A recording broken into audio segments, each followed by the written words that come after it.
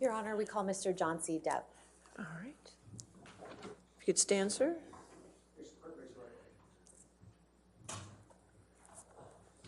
you solemnly swear or affirm to testify truthfully in this case in the penalty of law?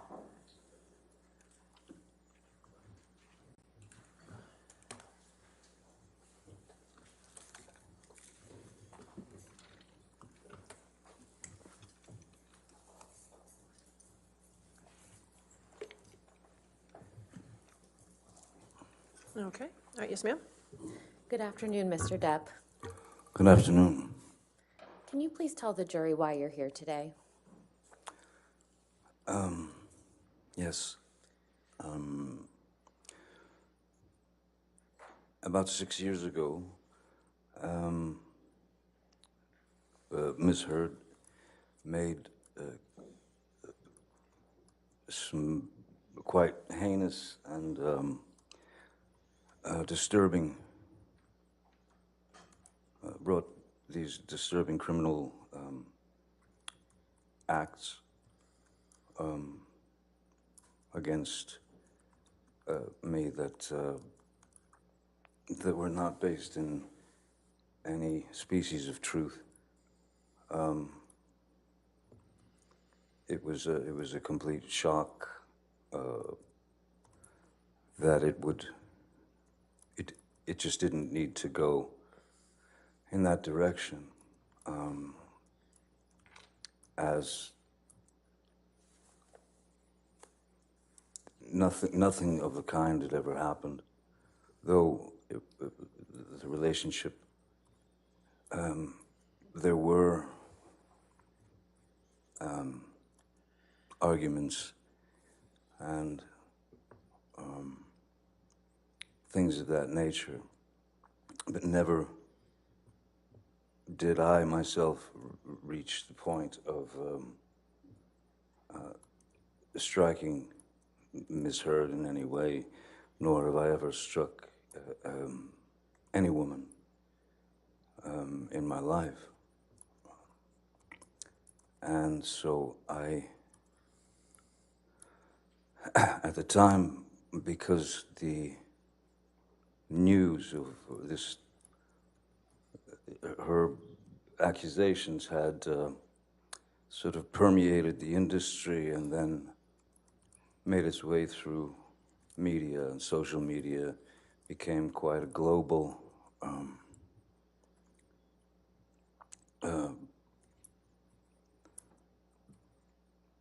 let's say, quote unquote, fact, if you will. And since I knew that there was no truth to it whatsoever, I felt it my responsibility to stand up not only for myself in that instance, but stand up for my children, who at the time were 14 and 16, and so they were in high school, and I thought it was diabolical that my children would have to go to school and have their friends or people in the school approach them with the infamous People magazine cover with Miss Heard with a dark bruise on her face.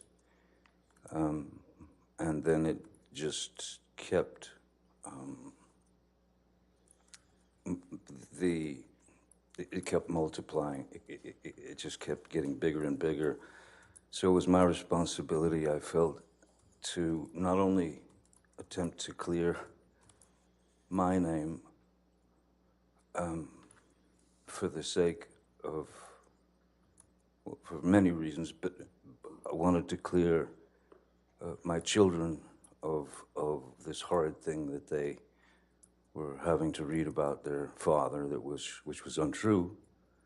And also, after many years of being in this industry, at the time it was I'd probably been in the industry 30 plus years, 35 years. never had any problems, anything like that. And I had met many people over the years, many of the people, and had the opportunity to talk to those people and to even give advice to these people. And I'm not, my goal is the truth. My goal is the truth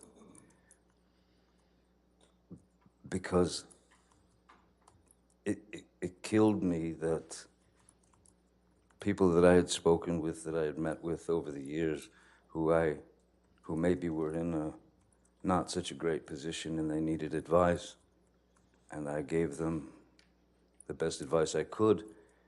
All I could think of was that those people would think that I was a fraud and that I had lied to them. And so I had to wait for my opportunity to address the charges, which were criminal charges. And they just weren't true. So I felt the responsibility of clearing the record as the only way that I could get to the point where I could speak has really taken this full 6 years. And it's been 6 years of trying times. It's very strange when one day you're Cinderella, so to speak, and then in 0.6 seconds you're Quasimodo. And I didn't deserve that, nor did my children, nor did the people who have believed in me for all these years. I didn't want any of those people to believe that I had done them wrong or lied to them or that I was a fraud. I pride myself on honesty. I pride myself on truth. Truth is the only thing I'm interested in. Other lies will get you nowhere, but lies build upon lies and build upon lies. It's too much to cover. I'm obsessed with the truth, and so today is the first opportunity that I've been able to speak about this case in full for the first time. Mr. Depp, how do you feel about the intimate details of your life being aired in this process?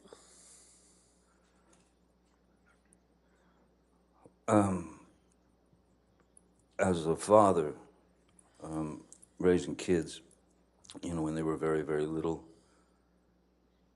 it was important to me, very important to me, to try to shield my children as much as possible from looking at their father or their mom, for that matter, as novelties. I didn't want my children to experience hordes of paparazzis. So I was always a very private person. So for me to come up here and stand before you, or sit before you all, and spill the truth is quite exposing.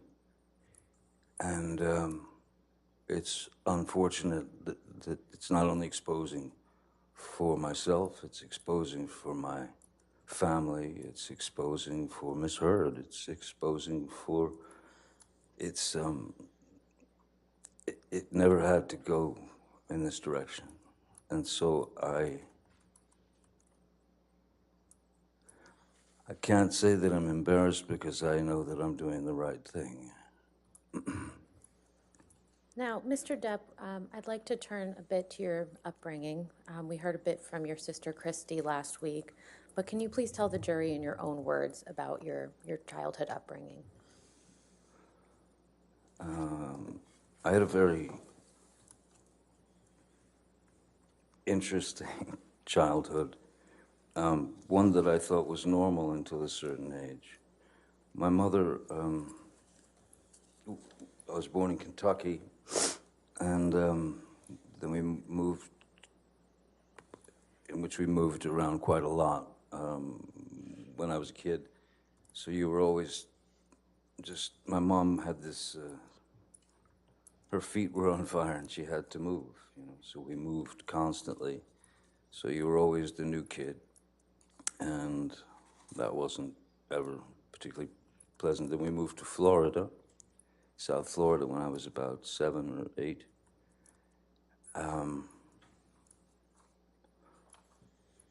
And again, moved several times.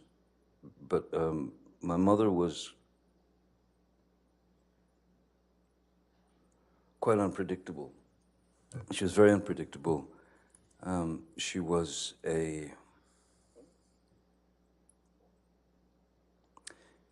she had the ability to be as cruel as anyone can be with all of us. That is to say, my sister Christy and my brother Danny and my sister Debbie, and also my father. So,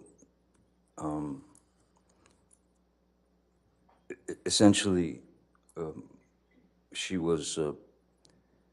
could become quite violent, and she was quite violent, and she was quite cruel, and though there was physical abuse, certainly, which could be in the form of an ashtray being flung at you, you know, it hits you in the head, or you'd get beat with a high-heel shoe or a telephone or whatever's handy. So in our house, we were never exposed to any type of safety or security. The only thing that one could do, really, was to try to stay out of the line of fire. I started to be able to observe, and I could start to see when she was about to head into a situation where she was going to get riled up, and somebody was going to get it. Generally, it was me. Mr. Depp, you mentioned that your mother could be cruel. How could she be cruel? The various categories, I suppose, there's physical violence, of course, there's physical abuse, to which she was, that was a constant. That was just a constant, you know. We were all somewhat shell-shocked, you know, even if she just walked past us, you'd sort of shield yourself because you didn't know what was going to happen. Excuse me. And so there was the physical abuse, which was a constant. There was quite a lot of verbal abuse. There was quite a lot of name calling and bullying. You know, making fun of whatever defect, you know, one might have. You know, if my brother wore glasses, so of course he was four eyes, and his teeth were messed up in the front, so he was buck-toothed as well. My sister Christy, which this is such a hideous psychological play. My father's parents were quite refined. My mother comes from Eastern Kentucky, which is where you grow up in shacks and hollers, you know, and my mother despised my father's parents, and my grandmother's name was Violet, and every now and again you would hear my mother just scream across the house, "Come here, Violet, get in here, Violet." And Christy, my sister, knew very well that that was a deep cut, psychologically, emotionally. But we had to take it. I mean, you just had to take the pain. I was born with a very strange, it was a very rare thing in my eye, as the back of the lens is spherical. Normally, is spherical. So in this eye isn't normal. This eye, I was born with a more conical lens, so my brain never learned to see out of my left eye, and they noticed when I was about 3, 4, 5, 3, 4, that I had a lazy eye, a wandering eye, and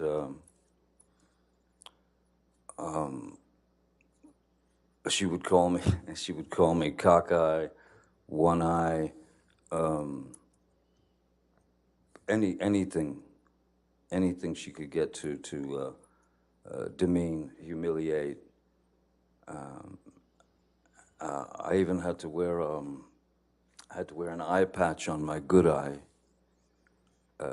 to strengthen my bad eye, so that it would cease to wander. It was exercising the muscles of the eye, though the brain had never learned to see. So I still, my vision in my left eye is, I'm legally blind in my left eye. But so yeah, the verbal abuse, the psychological abuse, was almost worse than the beatings, because the beatings were just physical pain, and the physical pain you learn to deal with, you learn to accept it, you learn to deal with it. But the psychological and emotional abuse, that's what kind of tore us up, I think. What about your father? What was he like? My father was a very kind man. In fact, my father's still alive. He's a very kind man. He's a very quiet man. In fact, he's very shy. Not a confrontational person in any way. And when Betty Sue, my mother, would go off on a tangent toward my father, and of course in front of the kids it was no matter to her. He would he amazingly remained very, very stoic, and never, as she was rationing him with horrible things, he stood there and just looked at her while she delivered the pain, and he swallowed it. He took it. There was never one moment, never a moment when my father lost control and attacked my mother or hit my mother or even said a bad thing to my mother. The things that I witnessed were, there were a couple of times when it got too far, that I could see his eyes welling up as he was staring at her, saying nothing. And then the most that he would do is he would punch a wall. I once saw him punch a wall and shatter his hand because it wasn't drywall. It was proper concrete and steel wire and rebar and things of that nature. And but still, never touched her, never argued with her. He remained a gentleman, and to me, as a 5-year-old boy, I kept thinking to myself, I kept wondering why does he take it? How does he take this? And why doesn't he leave her? But he didn't, you know. He was able to maintain his calm and his composure. He was able to maintain his relationship with his children. He was a good man. He is a good man. You mentioned that you saw your father punch a wall. How many times did you witness that? I mean, out of, I couldn't count the amount of fights that they had, but I know that I've seen my father strike a wall 2 or 3 times tops. Once when he broke his hand, but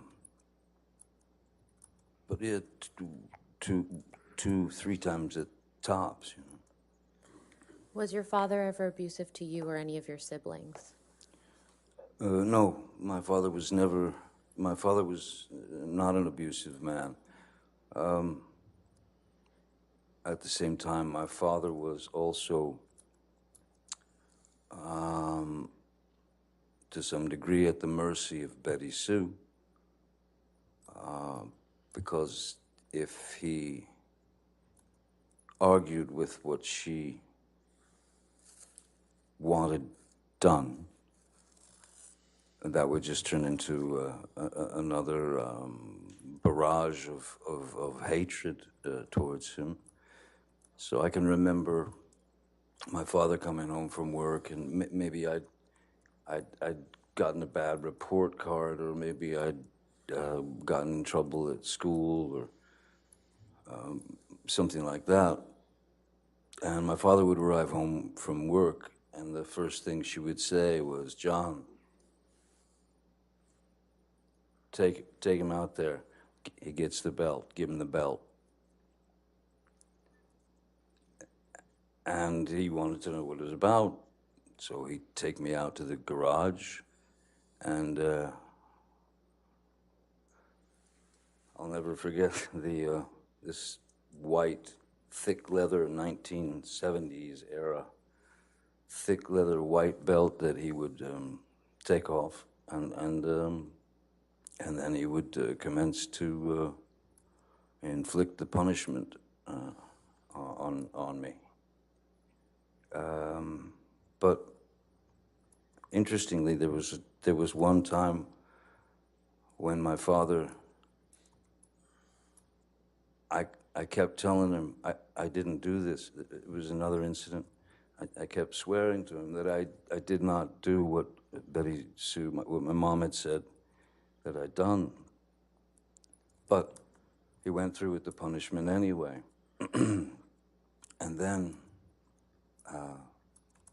not long after, he found out that I had been telling the truth and that I hadn't done what my mom had said that I'd done. And he came to me and apologized to me for having gone through with the whipping, you know, with the belt. And I have to say, my mom never did that. She couldn't. She knew what she knew.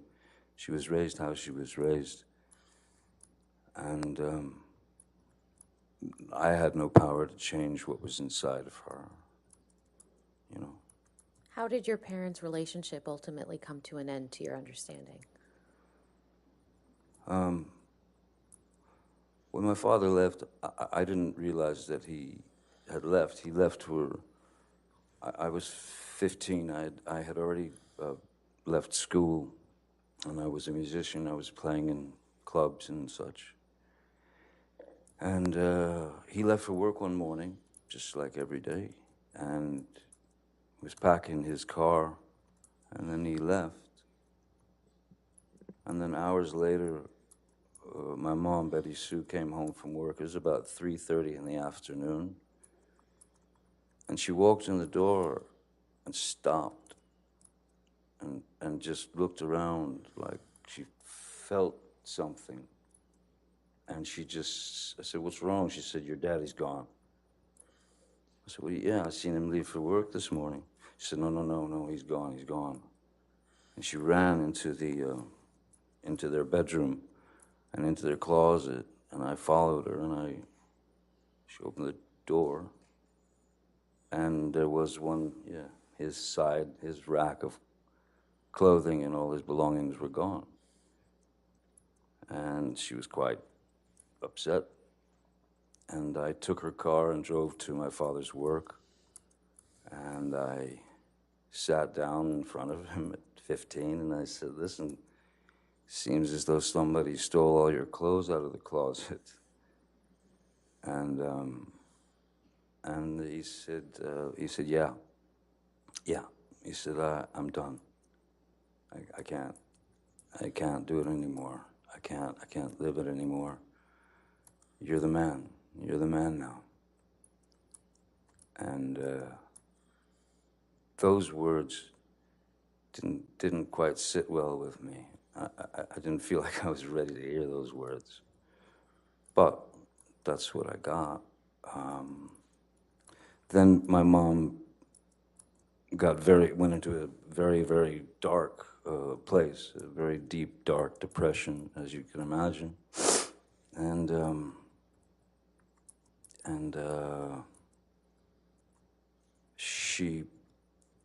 one afternoon I woke up, I'd fallen asleep, and I woke up and walked out into the living room, and I saw my mother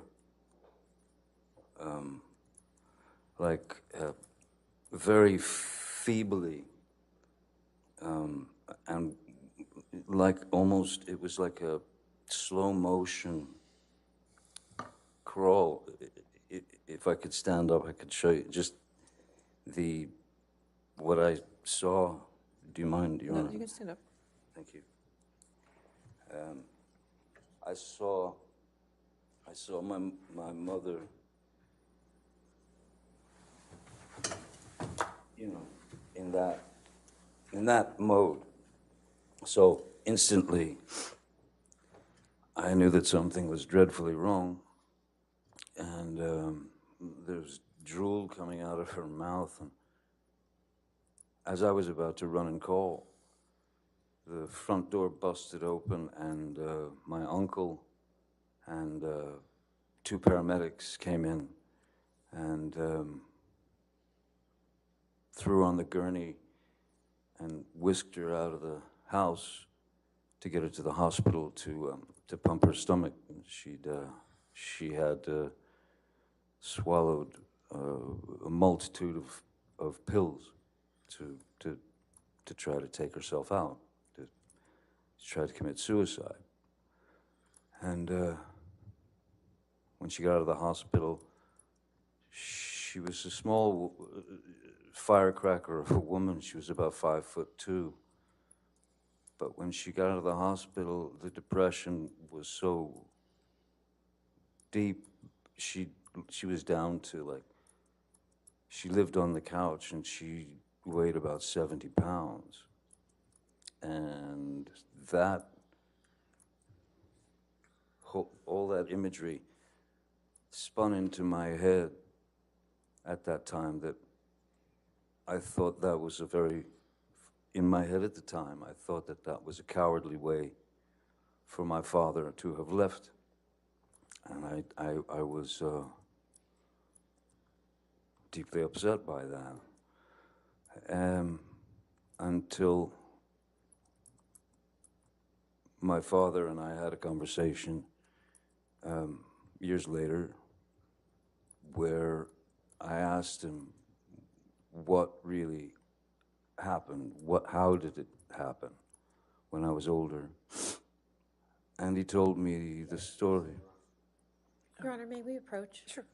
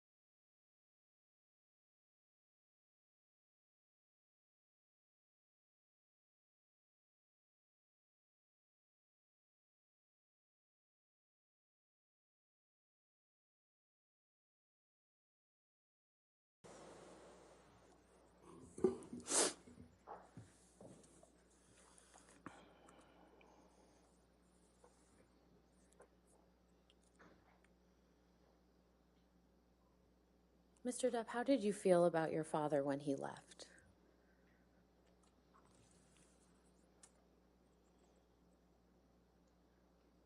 I would, I was, I was, I was very disappointed in him, because I started to believe that his exit was sneaky, cowardly. He didn't, when he said goodbye to me, when he left for work that morning, he just said goodbye, goodbye, Bob. And I went, see you later, Pop. That was it. Until I learned the truth from him. And without getting into what your father told you, how has your impression of your father changed now? Objection, relevance. Your Honor, this is just an understanding of his perception of his family. I'll sustain the objection. Next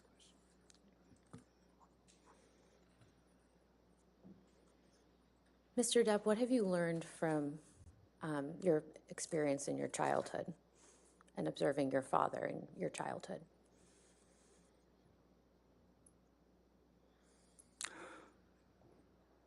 I learned that I was wrong about my first impressions of his exit from the family. Very wrong. And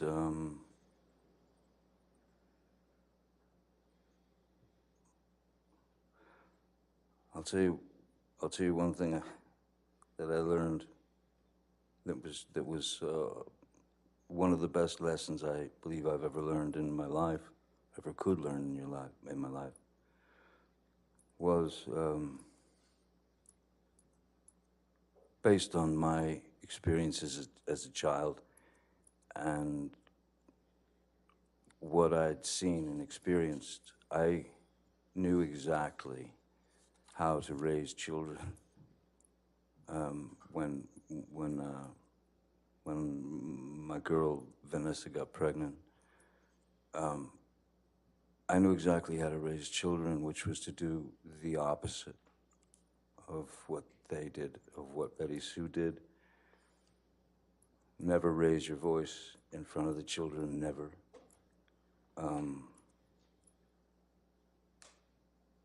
Screaming out the word no to them. I never wanted to tell my kids no. I wanted to tell them that I wanted to show them that there were options. You don't have to stick the coat hanger in the electrical socket. You know, saying no is an abrupt thing, but to talk to them and say, if you understand the repercussions of something, then you won't go there. So maybe think about this as opposed to this. Give this some thought, you know. But that will clearly, that could kill you. So I would ease them away from things of that nature with a more of a conversation as opposed to a you know, a flat out, don't you ever do that again, and threats and things of that nature. I did not raise my children that way.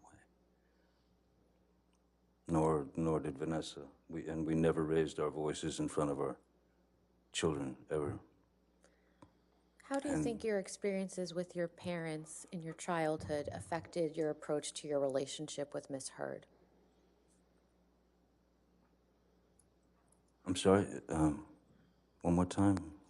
How did your experiences observing your parents as a child affect your approach to your relationship with Miss Heard? Well, in the beginning of my relationship with Miss Heard, there was, from what I recall and what I remember, she was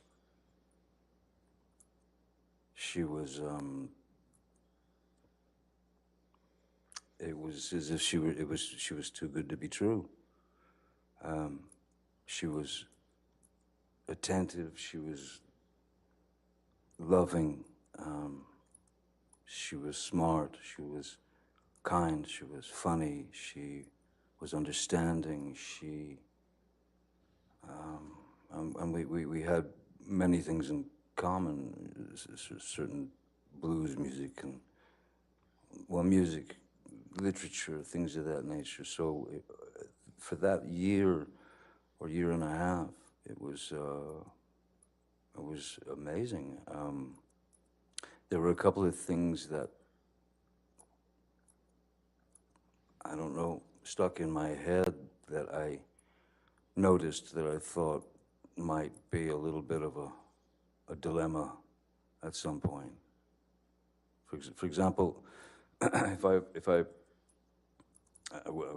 worked quite a lot, and when I would come home from work, I would come in the house or the hotel, and she would sit me down on the couch and give me a glass of wine and take my boots off, set them to the side, and I'd never experienced anything like that in my life. I just never thought I just never experienced that before. And it became a regular thing that she did, this kind of routine. And I remember one night I came home from work, and I think she was on the phone or something, busy. She was doing something, and so I sat down on the couch and I took my boots off, and suddenly Miss Hurd approached with this look on her face that she just said, "What did you just do? What did you do?" I said, "What do you mean?" "You took your boots off." I said, "Yeah, yes, I did. You were busy, you know." No, that's my job. That's what I do. You don't do that. I do that." "Okay, all right then." And then she said, "Let me get you a glass of wine." And she brought me the glass of wine. But I did take pause, of course, at the fact that she was visibly shaken or upset that I had broken her rules of routine. I thought that strange. And then once you notice something like that, then you start to notice other little tidbits and things that come out. And then within a year and a half, she had become this another person almost. Mr. Depp, we're going to talk about Ms. Hurd in a couple minutes, but I'd like to first talk about your career in Hollywood. And so could you please tell the jury how you ended up acting in the first place? I ended up acting by accident.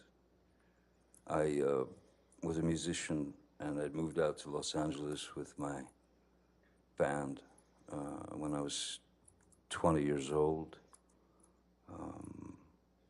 And then there were a couple of things that happened in the band where the band split up, and I remember I was filling out job applications, and then Nick, with a friend of mine who happens to be, he was an actor, less known then than he is now, Nicolas Cage. And I was filling out job applications at any, video stores, clothing stores, anything, just to be able to pay the rent. And Nick Cage said, why don't you meet my agent, because I think you're an actor. I think you could be an actor. And I said, look, I'll meet anybody, I'll do anything at this point. And so he sent me to his agent, Eileen Feldman, and I met with her. She sent me to read for a casting director named Annette Benson, who was casting a film called The Nightmare on Elm Street. And they brought me back to read for the director, Wes Craven. And I read for Wes Craven and somehow got the job. But I mean, I was by no means an actor. I didn't have any desire to be an actor. I was a musician. But the fact that these people were going to pay me what I found to be a ludicrous sum of money, which was, it was kind of the SAG minimum.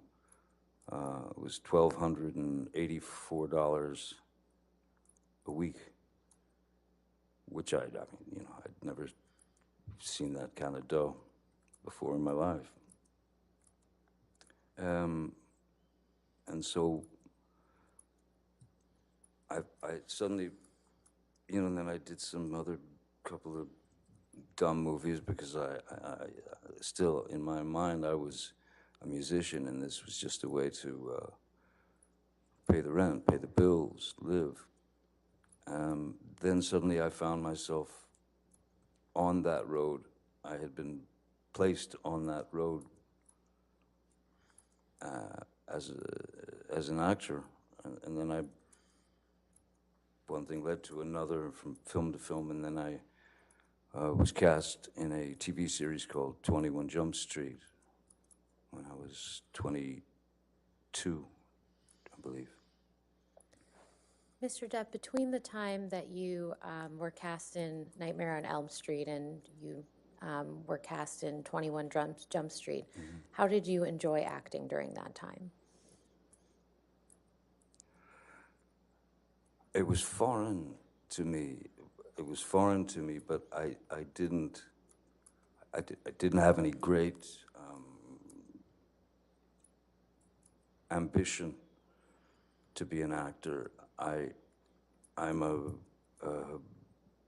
naturally, normally, I've always been quite a shy person. I've always been quite introverted. And so there was a very strange metamorphosis from being one of four, that is to say, one of four in a band where you have this fraternity or this brotherhood, and you're out there fighting the world together to try to get that record deal or whatever you're looking for. And when I got on the series and my life started to change in various ways, that is to say that people started to, you know, you go into a restaurant and you'd see people whispering and pointing and all that. I was very uncomfortable with it. I was very uncomfortable with it, and I didn't like it. Just because I never wanted to be the lead singer and the guy out front and get all the attention, and I didn't. So suddenly I was on my own, and I was having to deal with this newfound sort of notoriety, and it was odd. It was very odd, and it was. Yeah, it was a very uncomfortable thing. I mean, I don't think it's anything that one can get used to. I'm still not used to it now, and which I'm actually glad that I'm not used to it, because if I were, I don't think I'd be the same person that I am.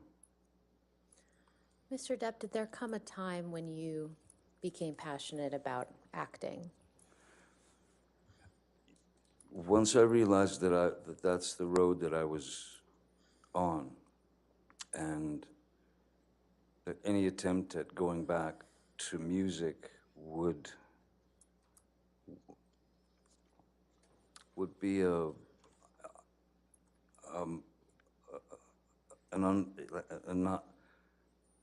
would have been. I hated the idea that since the television series had come out and I had been exposed as this character or this actor, I had to realize in my own mind and heart that there was no going back to music, because I didn't want to, you know, I didn't want to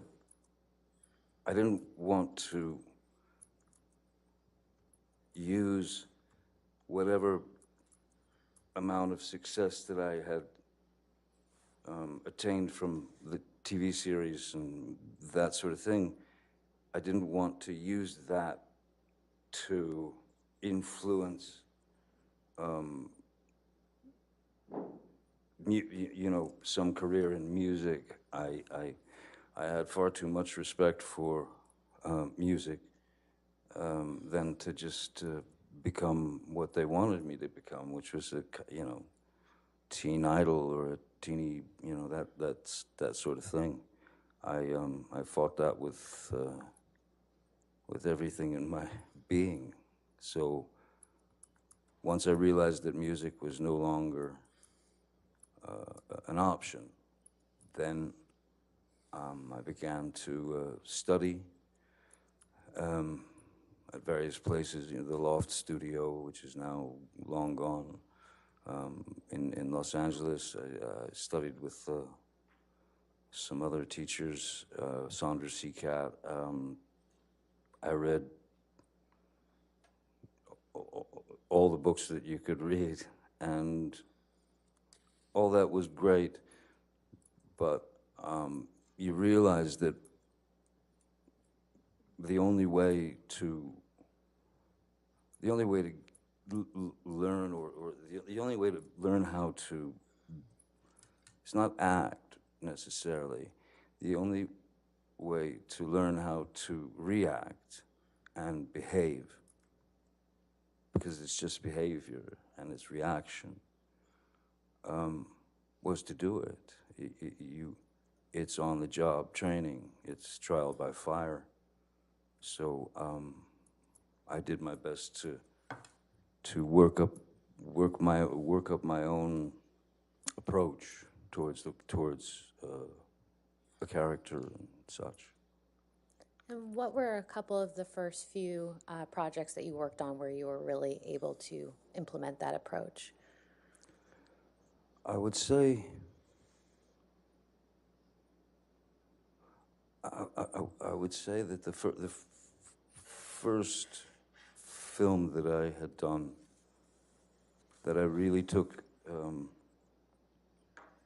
where I really felt, okay, I've done the work, I know what I need to do. I would say that where I considered myself an actor, I suppose, was when Oliver Stone cast me in Platoon in 1986. How did you come to be cast in Pirates of the Caribbean? Well, that's many years later, but I had been, Disney had offered me a film called Hidalgo, when it was about a man and his horse in the desert and stuff, and I read the screenplay, and I just didn't think it was for me. But I wanted to have a meeting with them because at that point I had a 2-year-old, two and a half year old daughter, and so, or 3, and for 3 years I watched nothing but animated films, cartoons from Tex Avery to Bugs Bunny to that was all I watched with my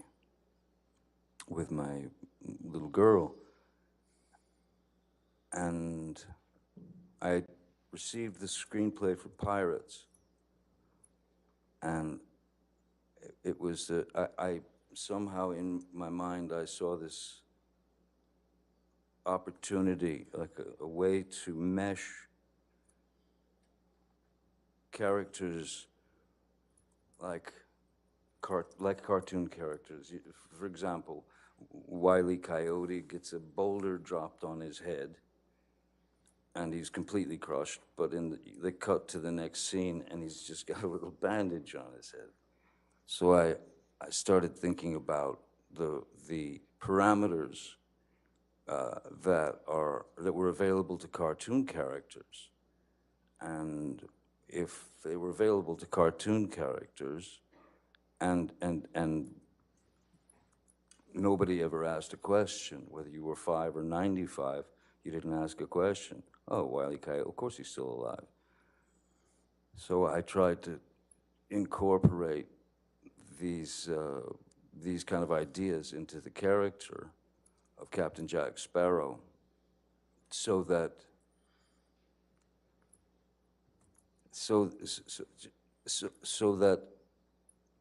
I could try to push those parameters and control the sort of suspension of disbelief, to be able to control the characters' actions, words, movements, and put them in a place where the things that he would do or say were so either ludicrous or mainly something that also something cartoon characters can get away with things we can't. Captain Jack Sparrow can do things that I could never do. He could say things that I could never say. So it was for me a way to stretch the parameters of a character and take a risk in doing that. But if it panned out, and I felt I was on a pretty good mission. If it panned out, I thought that it might be a character who would be accepted by 5-year-olds and 45-year-olds and 65-year-olds and 85-year-olds, and in the same way that Bugs Bunny is, you know, You mentioned that, believed. you mentioned that you received the script. When was that? I'm sorry? When did you first receive the script for Pirates of the Caribbean? The first screenplay I received was 2002, I believe. Yeah, 2002. And what did you think of that script when you received it? I thought that it had all the kind of hallmarks of a Disney film. That is to say, a kind of a predictable predictable 3-act structure and the character of Captain Jack was more. He was more like a swashbuckler type that would kind of swing in shirtless and, you know, be the hero. And I had quite different ideas about the character, so I incorporated my notes into the character and brought that character to life, much to the chagrin of Disney initially. Now, when you say you made changes to the character, how did you do that? Just, you know, in preparation, you know, the very same way that I've ever approached any character. You look for a back history. You base it on, you know, it could be anything. Like Edward Scissorhands, for example, I based on a dog that I'd had and newborn babies. My sister had a couple of new babies, and I watched them, you know, because I thought that Edward would see things from the sort of from a place of innocence and not knowing exactly what things meant or were, and also that look of a pure, innocent child when they experience something for the first time. Those were the two main ingredients that I thought would serve the character. And with Captain Jack, again, the cartoons, you know, the Pepe Le Pew. It's like making a soup, you know. It's ingredients. It's just ingredients. There's some Pepe Le Pew in there. There's some Keith Richards in there.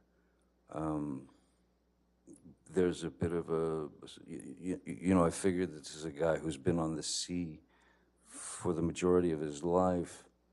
Quite possibly his brains may have been scrambled a bit by the sun.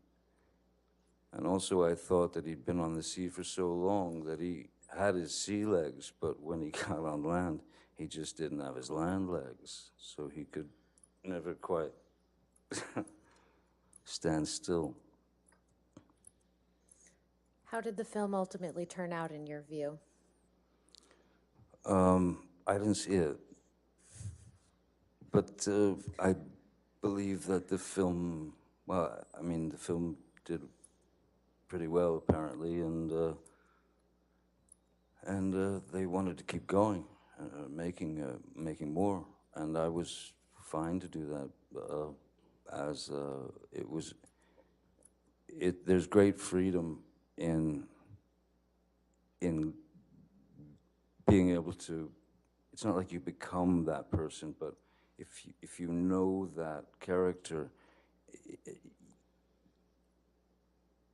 to the degree that I did, because he was not what the writers wrote, so they really weren't able to write for him. So once you know a character better than the writers, that's when you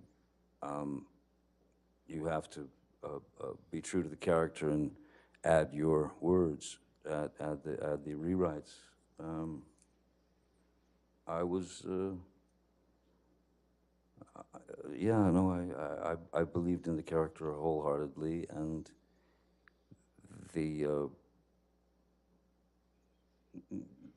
initially the Disney folks were somewhat upset. Now, you mentioned that the film was, to your understanding, a great success. How did your life change after the first Pirates of the Caribbean movie came out?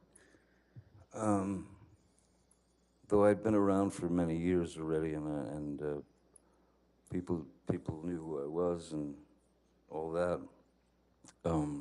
After Pirates 1 came out, there was a completely different. It was a completely different way of life was being sort of. You know, my family and I were being plunged into.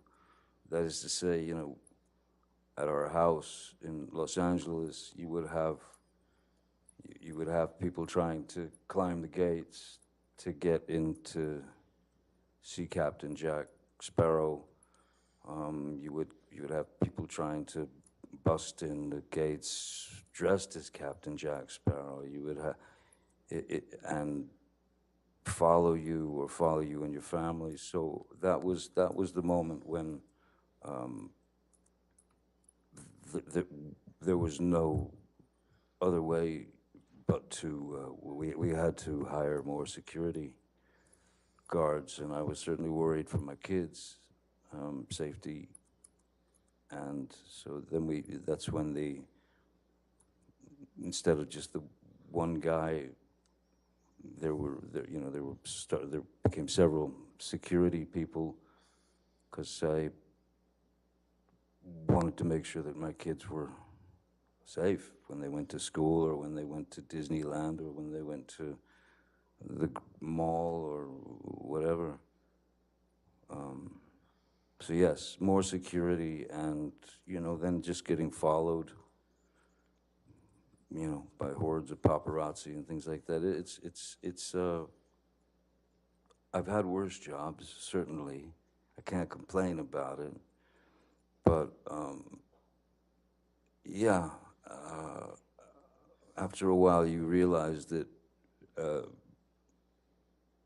anonymity has left the building a long time ago.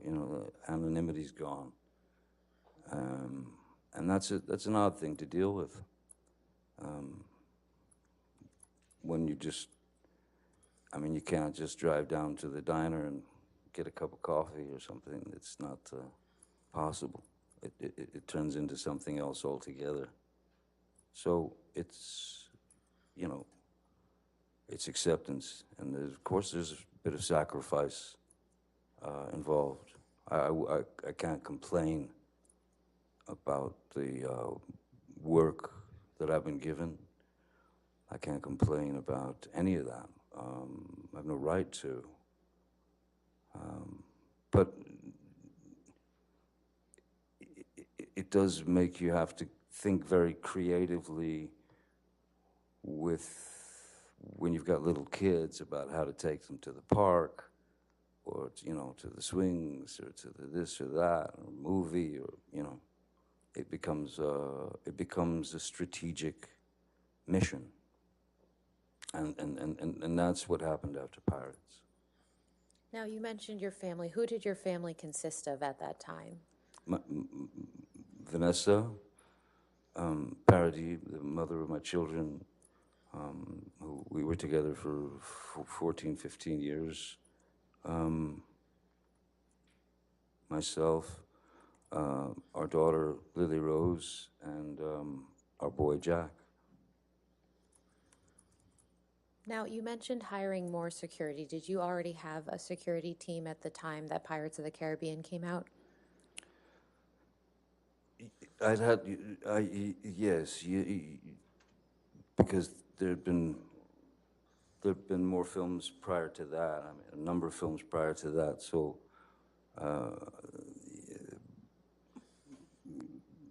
I was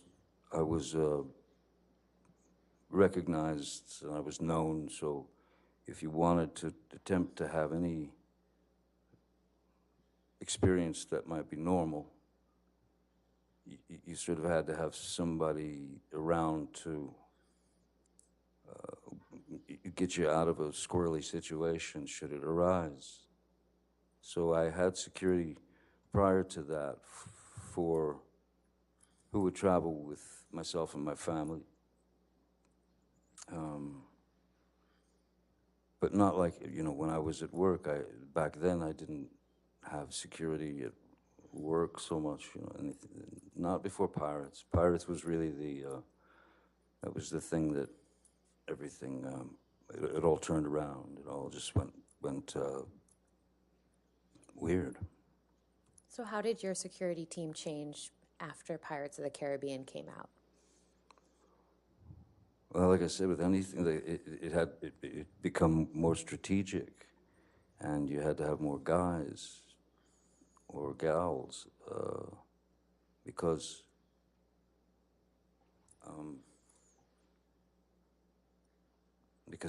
if Vanessa, for example, she worked in France quite a lot, and if she was in France, and I was in LA with the kiddies, then and working, security would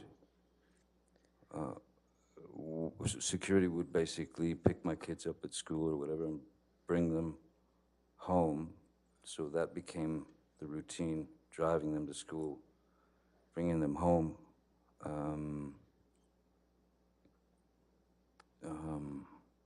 So yeah, and then if I went somewhere, it just, the security guards kind of multiplied because you needed to protect your street, your house, your kids. Endless. So after Pirates of the Caribbean, who has been on your security team? Jerry Judge was with me for, oh boy, over 20 years. Jerry Judge we've mentioned it before. It was a year or two ago. Jerry would go on film sets with me. He would do reconnaissance missions. That is to say, he would go to a country before we would go there, make sure all the hotel rooms were all taken care of and such. Or when I went on tour with, say, the Hollywood Vampires, which is a band that I played with, he would come on the road with me with another security guard. So there was Jerry Judge, there was Malcolm Connolly, who's been with me for 20 years or more, Leonard Damian, Sean Bett, Travis McGivern, Mark Gibbs. I mean, there are a few. Are all of these security personnel still with you today? Jerry has gone on to somewhere else. Jerry passed away from cancer, so Jerry made his exit. But the majority of I believe all of those fellows are still with me, yes. When did Mr. Judge pass away? believe it was two years ago, roughly. Maybe a little less than 2 years ago. Now I'd like to go through a couple of the names that you just mentioned. What is Malcolm Conley's purview in the realm of your security team? What is his role? Exactly, yes. Well, now that Jerry is, Jerry and Malcolm had worked together for a very long time, so I'd met Malcolm through Jerry.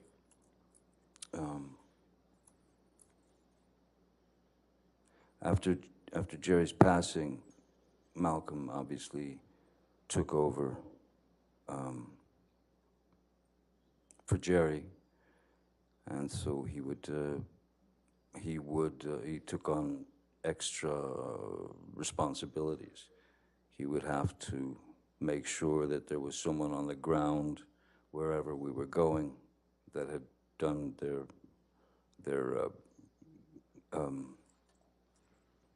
recon, the reconnaissance, and to make sure that everything was set up by the time we got there, and that it would be a straight shot into the hotel without a gaggle of paparazzi. You didn't have to walk through 50 screaming, hollering photographers. So you'd go in through a garage door and through a slippery kitchen, and then you were taken to your room, where you stayed. When did Malcolm Conley join your team? Malcolm had joined. Jerry brought him on, so Malcolm has been with me for over 20 years now. And in those 20 years, how often have you physically been present with Malcolm? With Malcolm?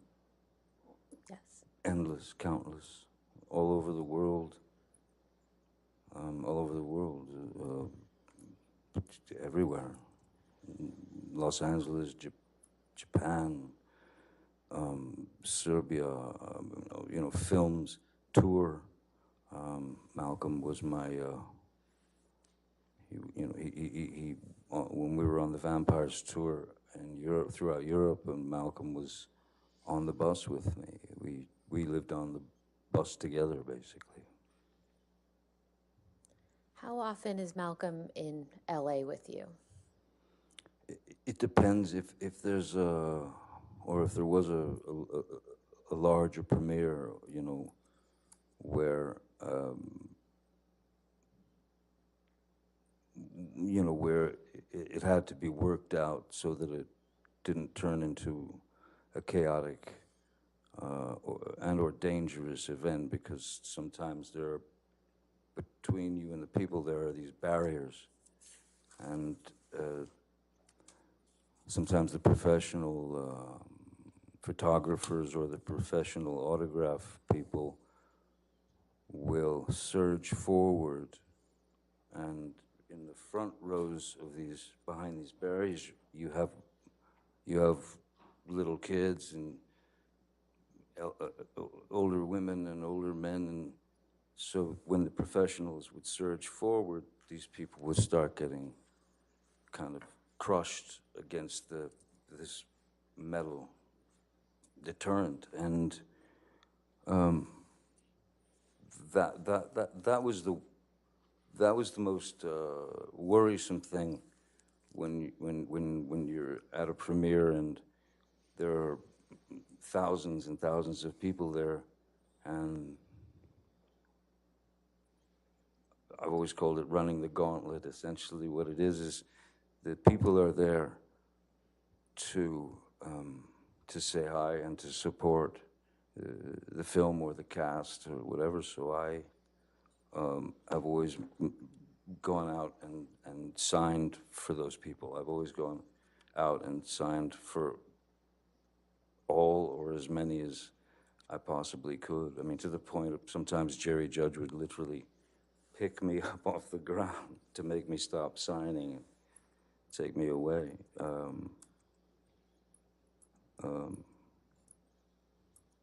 So, yeah, it was those kind of things. Again, you don't really get used to that, you know. So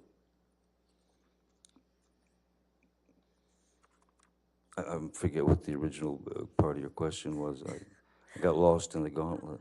I'll move on. What about Sean Bett? How long is? You want to go ahead and take a break now? Would that be okay for afternoon That's break? fine. That's Let's fine. go- Why don't we go ahead and do that? Ladies and gentlemen, we'll go ahead and take our afternoon break. Please do, we'll take 15 minutes. Do not discuss the case and do not do any outside research, okay? Thank you.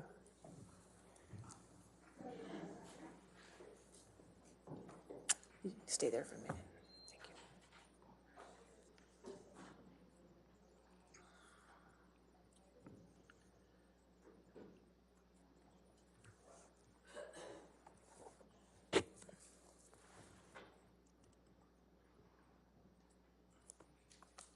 All right. Sir, just a reminder, since you're on the witness stand now, you cannot discuss your testimony with anybody to include your attorneys, okay?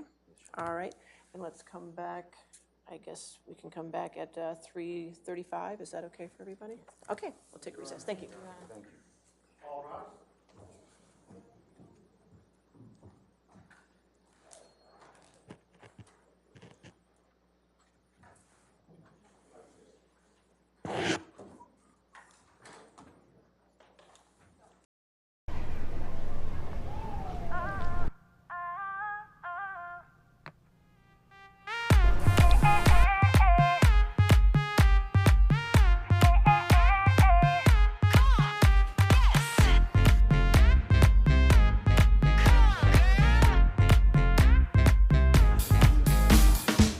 Come take a looky, looky, come take a looky here.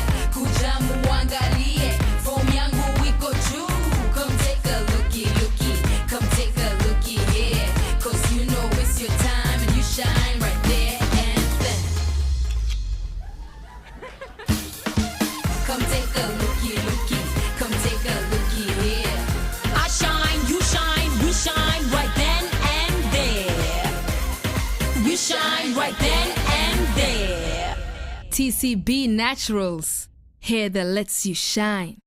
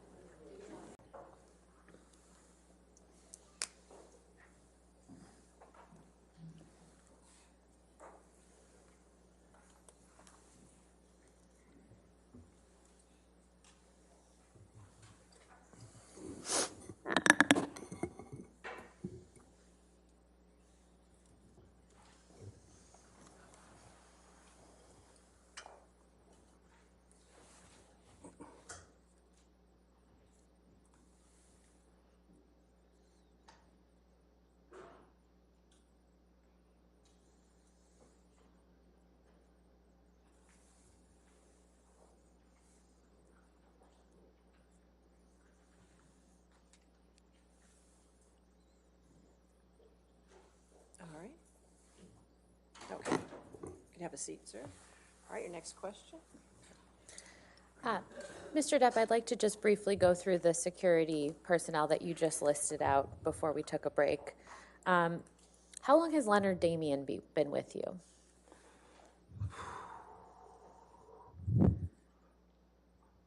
My kids are now 20, 23. Leonard Damien's been with me, I believe, roughly the same time as Mr. Bett, somewhere in the neighborhood of 16, 17 years. I can't be precise, but they were very young. My children were very young when they joined the team, which was really after Pirates was released in 2003, the first. Now, you mentioned your children. What is Mr. Damien's role with respect to your children's security? Excuse me? You mentioned your children Yes. with respect to Leonard Damien. Is his role in connection with your children's security? Yes, very much so. Leonard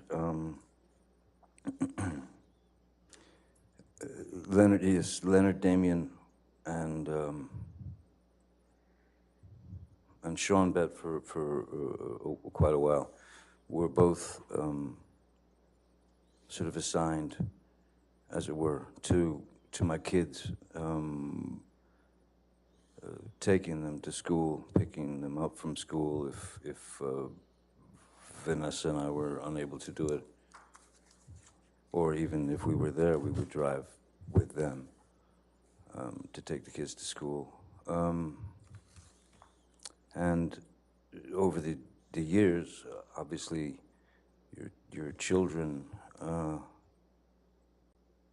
my children have taken quite a shine to them, and they've become like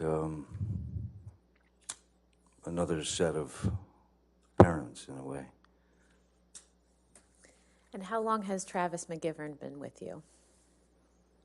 Travis, I believe, a little bit less than that. I believe. I couldn't really speculate. If it's a little less, maybe it's 13 years, or I don't know.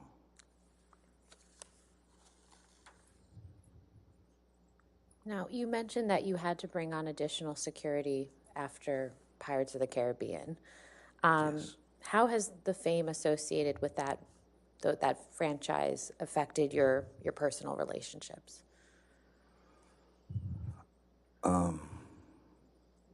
Again,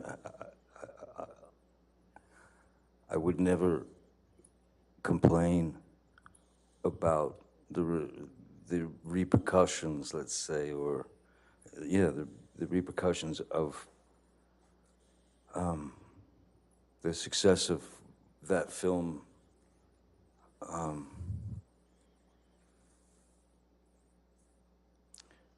But of course, as I said, there are sacrifices that one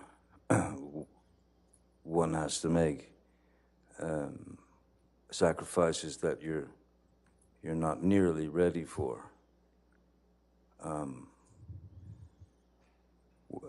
Just simply when you when you go to a town, or you go on a press tour or something, and you're staying in a hotel. People stay in hotels all the time. I stay in the hotel. We've found that it's just a lot easier if I stay put in a hotel and not kind of, again, especially if it's with the kids or something, I don't want them to, I've never wanted them to see me as a novelty. I just wanted to be dad, Now, they're well aware of a lot, and they're well aware of pretty much everything. But no, when you get recognized wherever you go, the basic truth is it's pretty simple. People are generally kind and curious, and if they've grown up with you in their living room, from a television series or from various films that they've seen, there's nothing menacing about being recognized. Sometimes there can be. Sometimes people can get weird, but we've found that it's just it's better all around if I stay in my hotel room and don't go out to too many restaurants or anything, because it generally causes a bit of a hubbub. If you go to a restaurant, someone calls the paparazzi, and you go in for a meal, and you come out, and there's 30 guys out there. It can be a little overwhelming. It's not something. I think I said it before. It's not something that it's not something that I've ever gotten used to, and it's something that I hope I never get used to. Because I don't think of myself in those terms. I used to be Johnny, if that makes sense. I used to be Johnny, and then my name,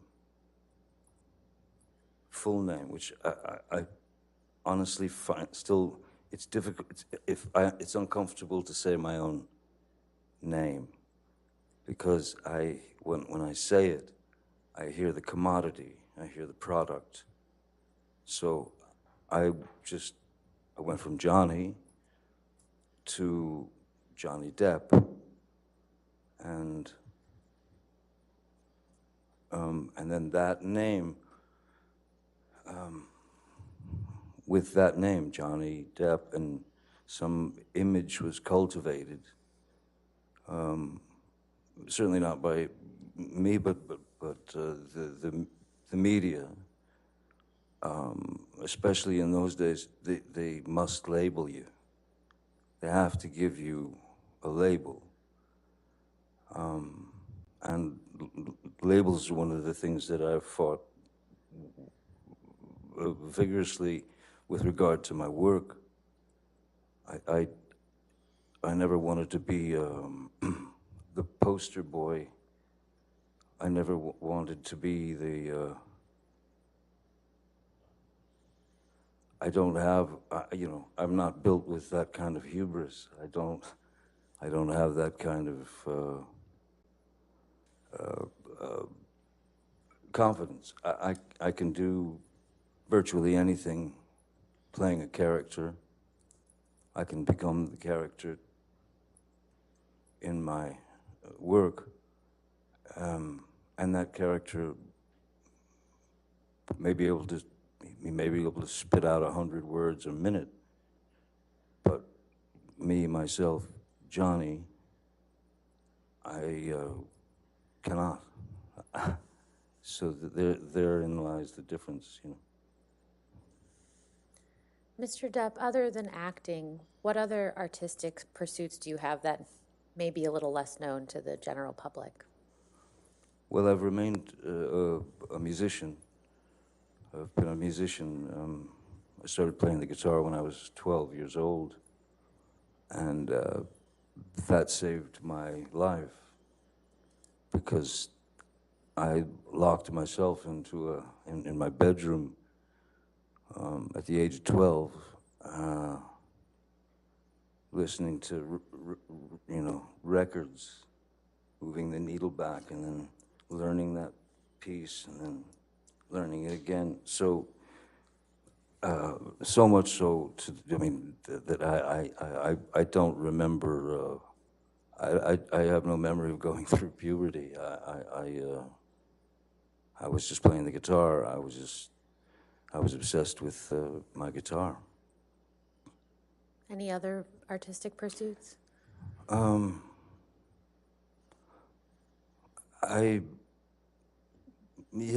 always drawn since I was very small, since I was very little, and always enjoyed drawing, and then began to paint, and so there started learning about painting and trying to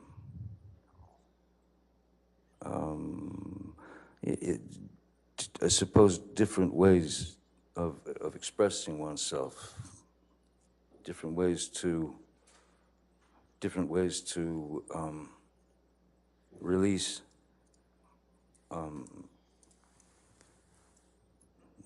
the things that are living in your head, whether they be beautiful memories, whether they be horrific memories, whether they be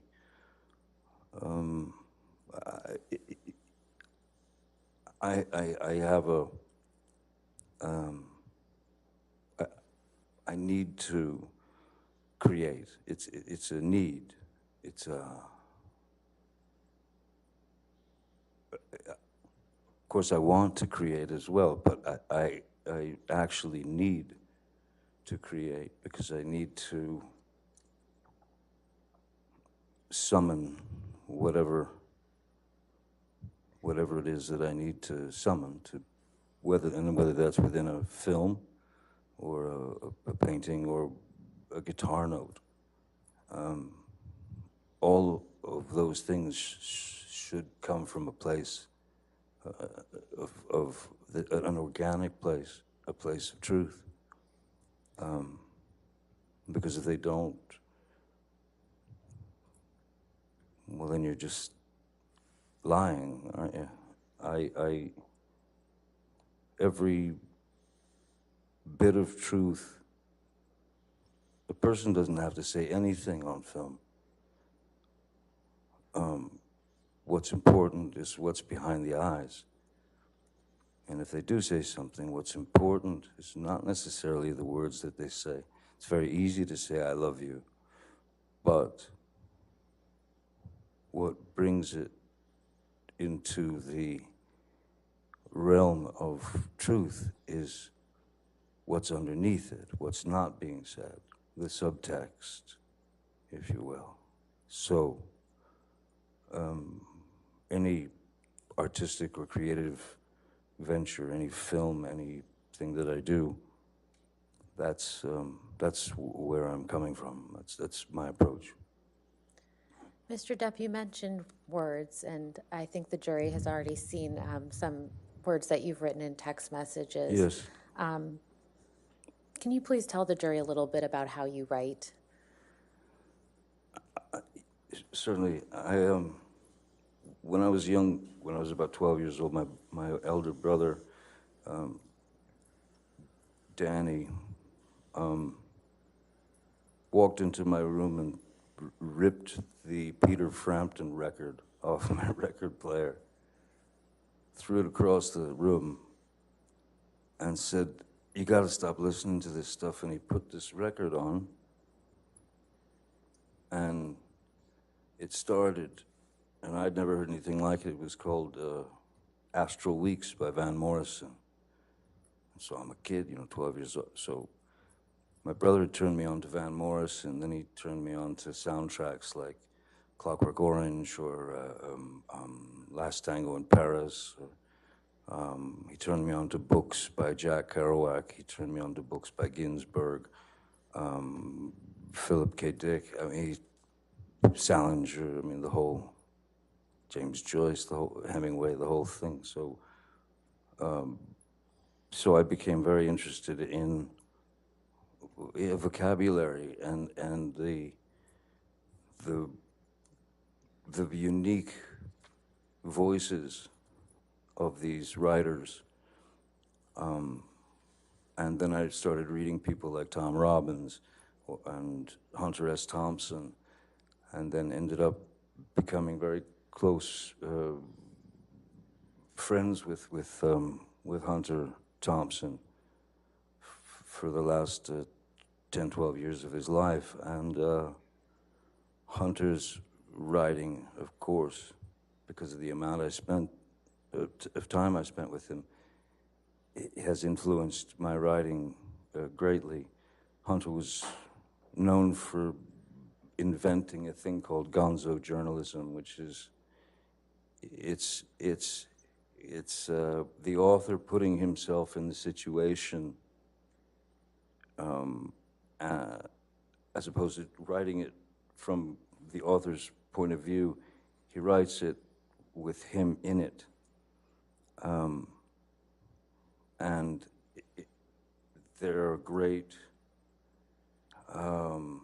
embellishments, and embellishments are great sort of ways that he would twist things and express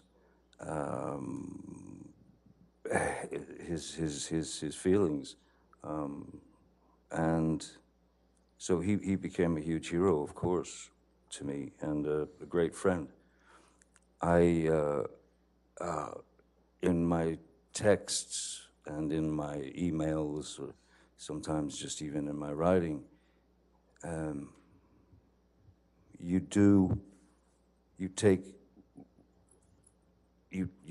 take the subject and you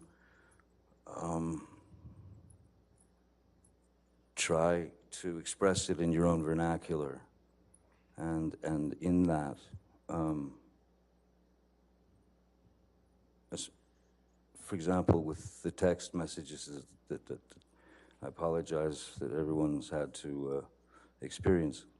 I am ashamed of some of the references made. I'm embarrassed that at the time, the heat of the moment, the heat of the pain that I was feeling, went to dark places. There is no, if you're writing, there is no set place that you have to stay in. You can travel, and sometimes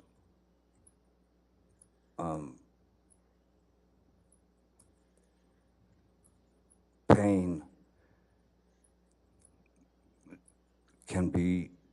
has to be dealt with humor, and sometimes very dark humor. I grew up watching Monty Python, so yes, it can tend to get into dark humor. It can tend to get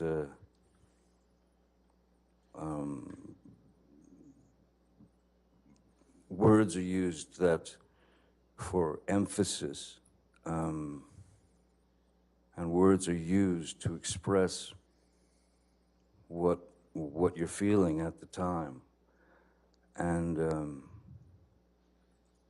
it's just like growing up. You learn from those mistakes, you learn from those things, and you move forward, and that's how you start to understand your own vernacular and what's important, what's necessary and what's not necessary. I tend to be quite expressive in my writing, and after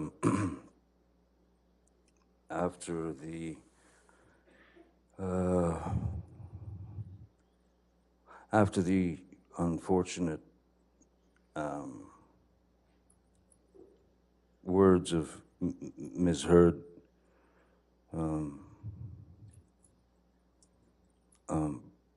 made their way into my heart and my head. Those are two very opposing things. So you're trying to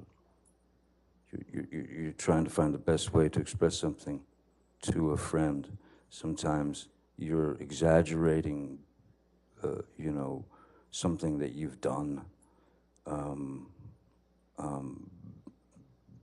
just to make it sound, just to make him understand that, I'm on planet question mark here.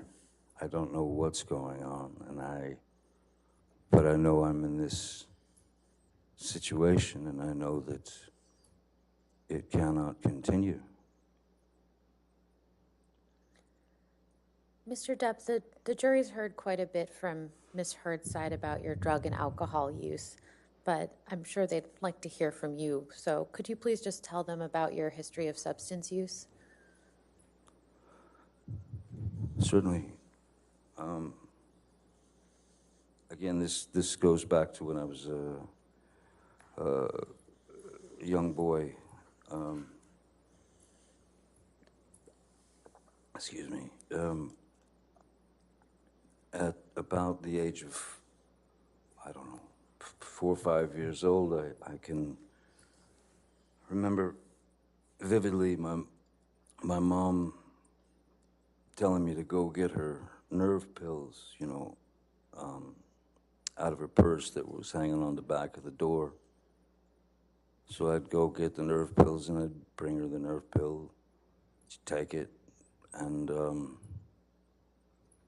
after a few years, you start to notice, you start to think about nerve pills. And then she seemed to calm down after she took those nerve pills. So when I was 11 years old, I wanted to calm down, and I didn't know how to. So I'd bring my mom her nerve pill, I would walk away, and I would take one myself to escape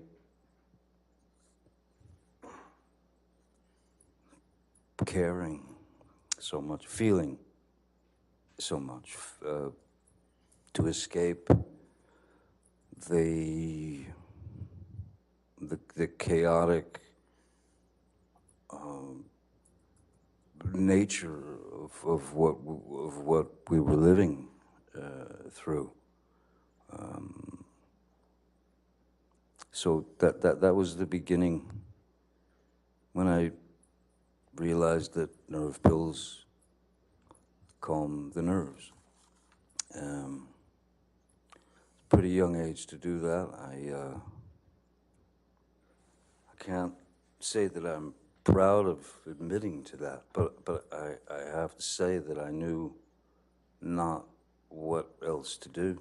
I knew nothing else that I could do.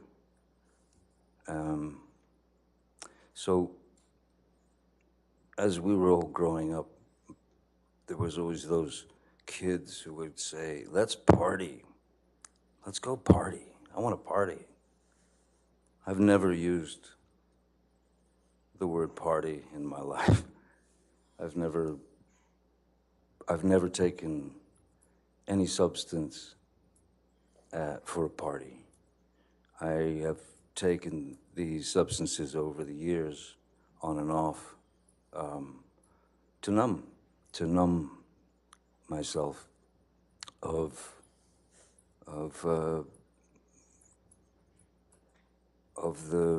the ghosts, the wraiths that were still with me, and from my youth.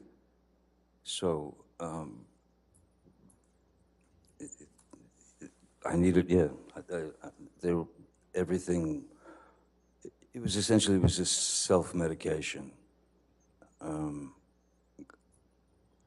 of those get me out of here moments. And, you know, where you want to escape from is your own brain, your own head. How often have you used substances throughout your life? Having started with my mother's nerve pills at 11, of course, you know, that's around the age that you're introduced to marijuana, you're introduced to, and also depending on where you're living and who you're associating with, and who's around the neighborhood.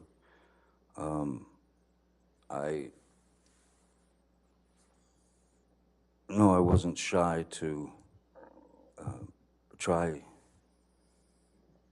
a substance to see if the effect of it would maybe even take a bit more of the edge off. So I started at 11, and I mean, I even mentioned this in an interview in TV Guide, if anyone remembers TV Guide, in 1989, where I was asked by the journalist why I believed that kids who were watching the show, 21 Jump Street, about police officers in school as undercover cops, but as students, I was asked why these kids or whoever should believe me or trust me or listen to me, and I said, look, I could, because I've experienced it, and I can tell them that there is no future in it, that there's nothing but a kind of a postponing of the inevitable. That one day you're going to have to face those feelings. One day you will meet those, let's call them demons from your youth. So I was straight up, open and honest at that time in a very, I mean, TV Guide was right at the register when you checked out at the grocery store. It was like the most popular thing, and it was a very straight little magazine. But I told them I'd pretty much done all the drugs that I was aware of by the time I was 15 years old, and which was true. Now, that doesn't mean to say that I continued into that, you know, forest of possibilities with regard to substances. I wasn't dropping acid every 5 minutes. I wasn't. There were many years that I didn't touch a substance and no drugs. There were many years that I didn't have a drink. So it's, as I said, it's never been for the sort of party effect. It's been for trying to numb the things inside that can plague someone's who's experienced trauma. But the characterization of the characterization of my substance, quote unquote, substance abuse that's been delivered by Ms. Heard is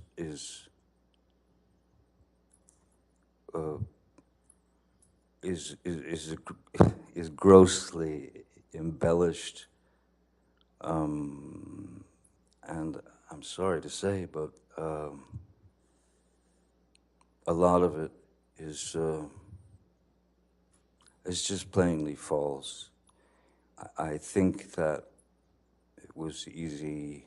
It was an easy. I think it was an easy target for her to hit, because once you've trusted somebody for a certain amount of years and you've told them all the secrets of your life, that information then, of course, can be used against you, especially if it's taken to a point that is teetering on impossible, and teeters over impossible, in fact, at times. It's so, I am not some maniac who needs to be high or loaded all the time. In fact,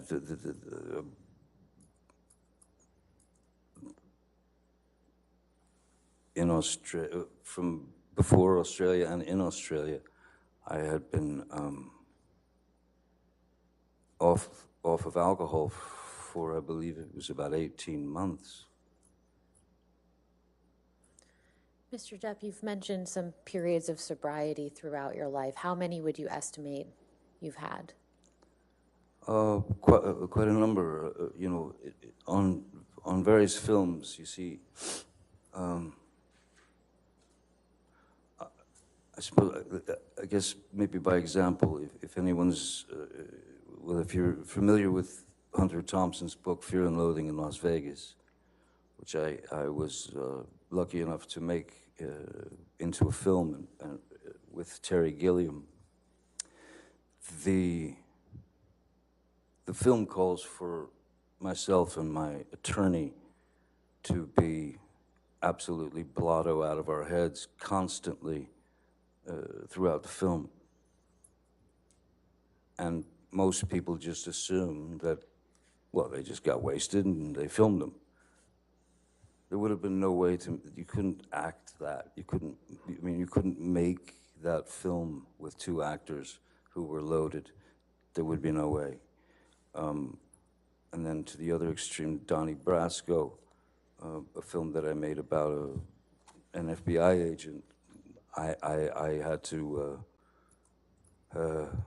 go into a training regime where I had to eat 5 meals a day, drink 5 shakes a day, you know, these protein shakes per day, work out 3 to 4 hours a day because I had to gain 20 to 30 pounds of muscle.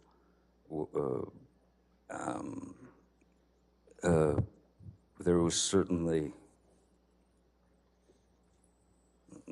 no abuse of substances then.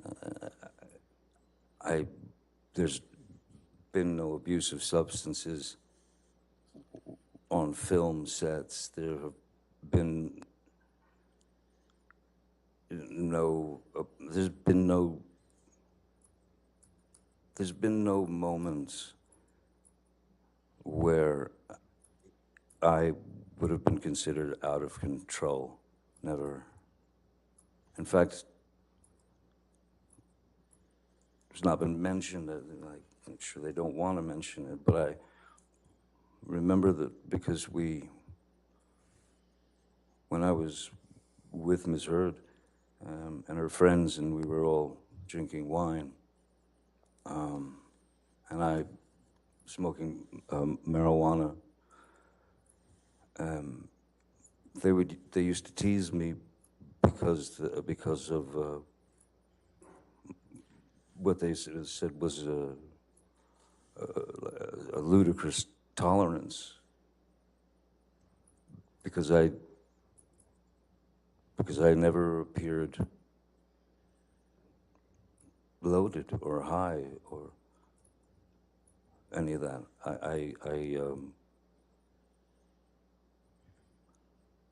Even if I felt a little spinny, no one would have ever known.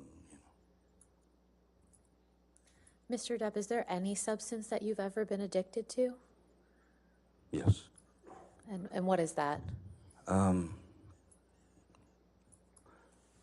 Roxycodone or Roxycontin, which is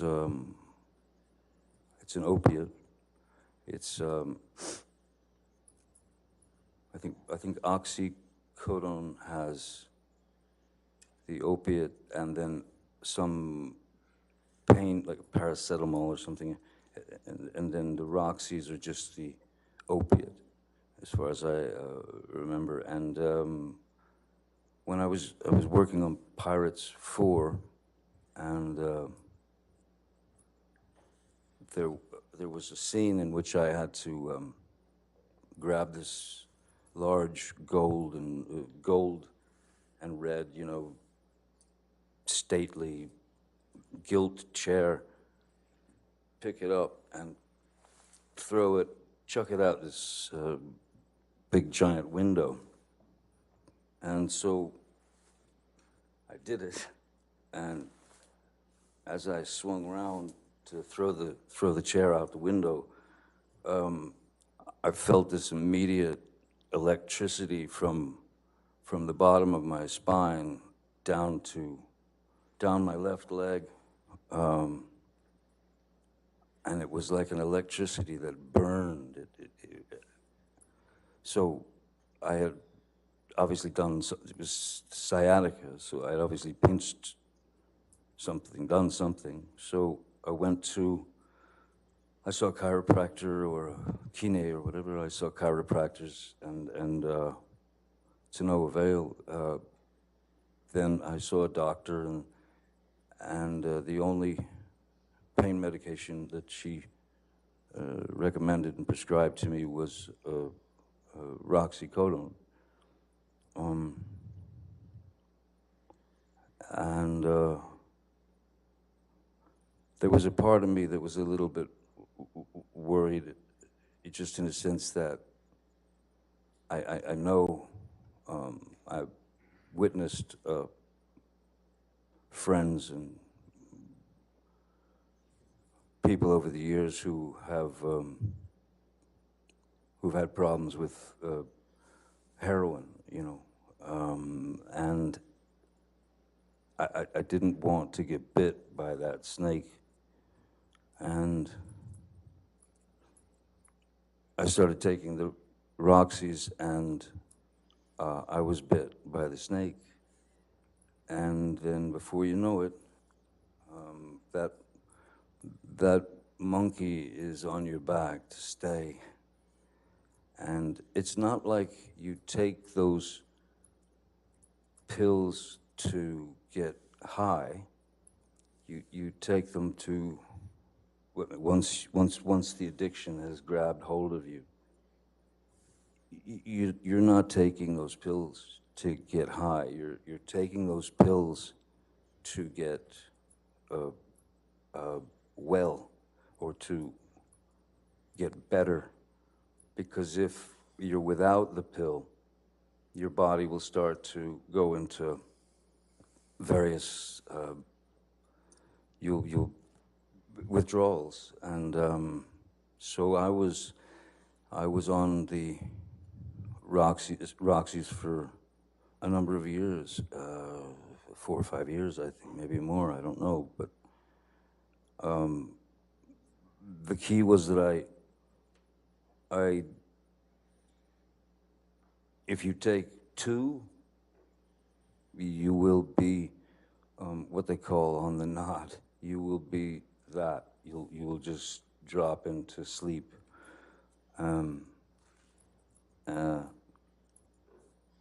So yes, I didn't like being dependent on these pills. I didn't like being dependent on a drug that you'd take only so you wouldn't get withdrawals. That's what it becomes. It's like a junkie. The reason why so many, well, now there's a huge fentanyl problem, but the reason why junkies generally, why they end up overdosing is because they're looking for the first high again. And you don't get that. You don't get your first high again. So what do? You up the stakes and you put more, you take more. And that's what makes that's what makes things go dark for them. Because they overestimated the amount that their body could tolerate, and they go blue and they die. So, yeah, didn't want that. Mr. Depp, do you have an estimate as to what year you started taking the opiates that you just described? When 2000, or excuse me, it was Pirates. Bless you. 4, I believe. Pirates 4. No, it was Pirates 4. Rob Marshall directed it. I don't know what year that was. Maybe. I actually don't. I have no idea what year that was. Was it before you were in a relationship with Miss Heard? Yes. I believe so. And you didn't detox, and you detoxed from those opiates during your relationship with Miss Heard. Is that right? Yes. Yeah, so of course, yes. So they must have, yeah, they did come around prior to my meeting Miss Heard. After you detoxed from the opiates, have you ever taken any opiates ever again? No, I can't. That's no. Once you've been bit, you'll be bit again. So no, even with my finger, I think that it was like Motrin 800, but no opiates. No, I have not taken an opiate since, and I won't unless I plan on going through the hell of the pure horror of detoxing, of coming off those drugs. No. Mr. Depp, I'd like to now turn to your relationship with Miss Heard. Can you please tell the jury how you met Miss Heard?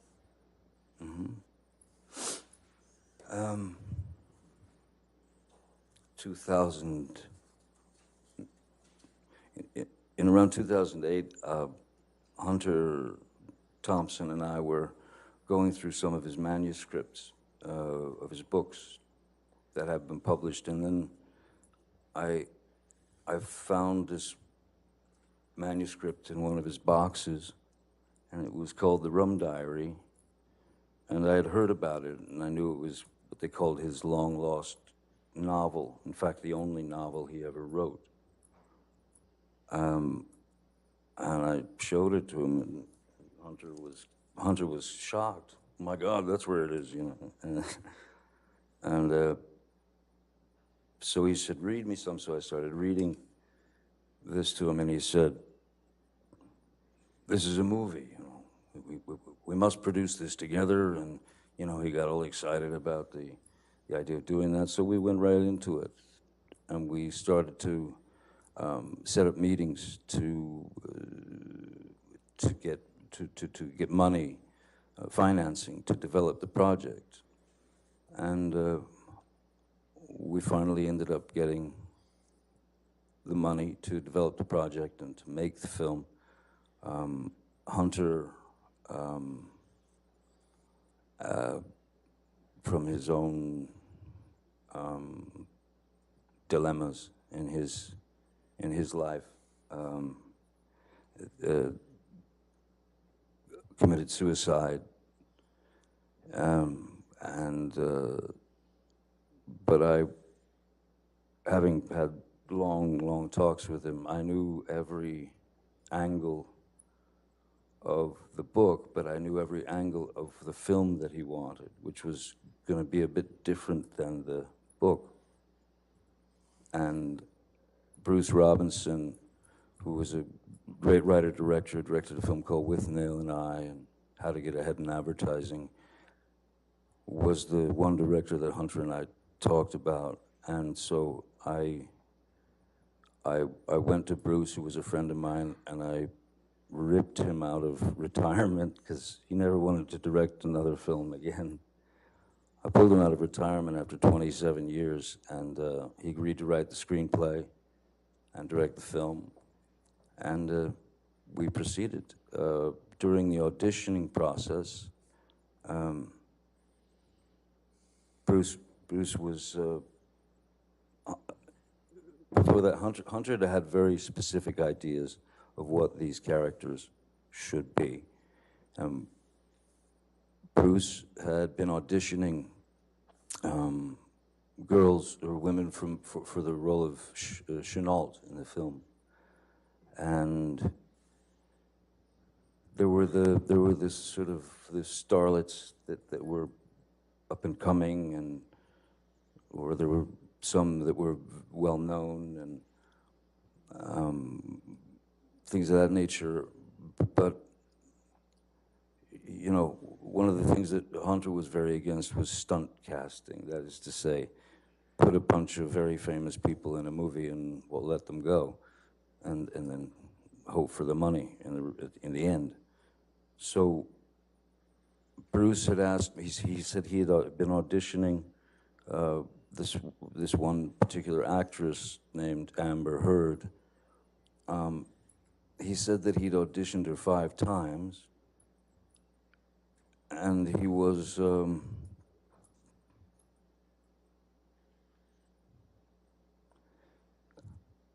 he wasn't sure about her capabilities as an actress with regard to the film and the character and taking direction and that sort of thing. So he asked me if I would read with her for the film, and I had already met a number of actresses and things, and so what I said to Mr. Robinson is, I said, Bruce, I don't.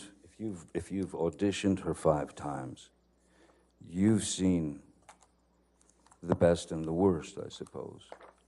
So me putting her, this girl in an uncomfortable situation, you know, saying, hey, all right, let's read this, I think it's a far better idea that we just meet so that I can see how she behaves, see how she reacts, because that's really all it is, reaction, behavior, and you don't have to push anything else, you know. So they made an appointment. She came to my office. I took one look at her and I thought, yeah, that's the Chenault that Hunter wants. That's the one. I thought, yeah, she could definitely kill me. That's what Hunter wants. And so we spoke, and she was sweet as pie, pleasant, again, you know, intelligent, literate, very good taste. And I felt like what I felt and what I told Bruce was, look, when you put someone in a situation that they're obviously going to feel under pressure, it's not the best way to really know what they're capable of.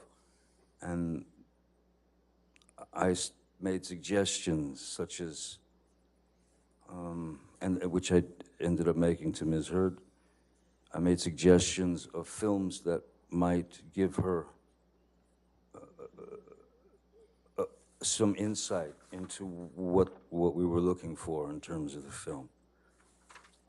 Which is to say, I gave her films like To Have and Have Not, and things of that nature, because I wanted to. There was something very important that I felt she needed to know about stillness, as opposed to, going broad or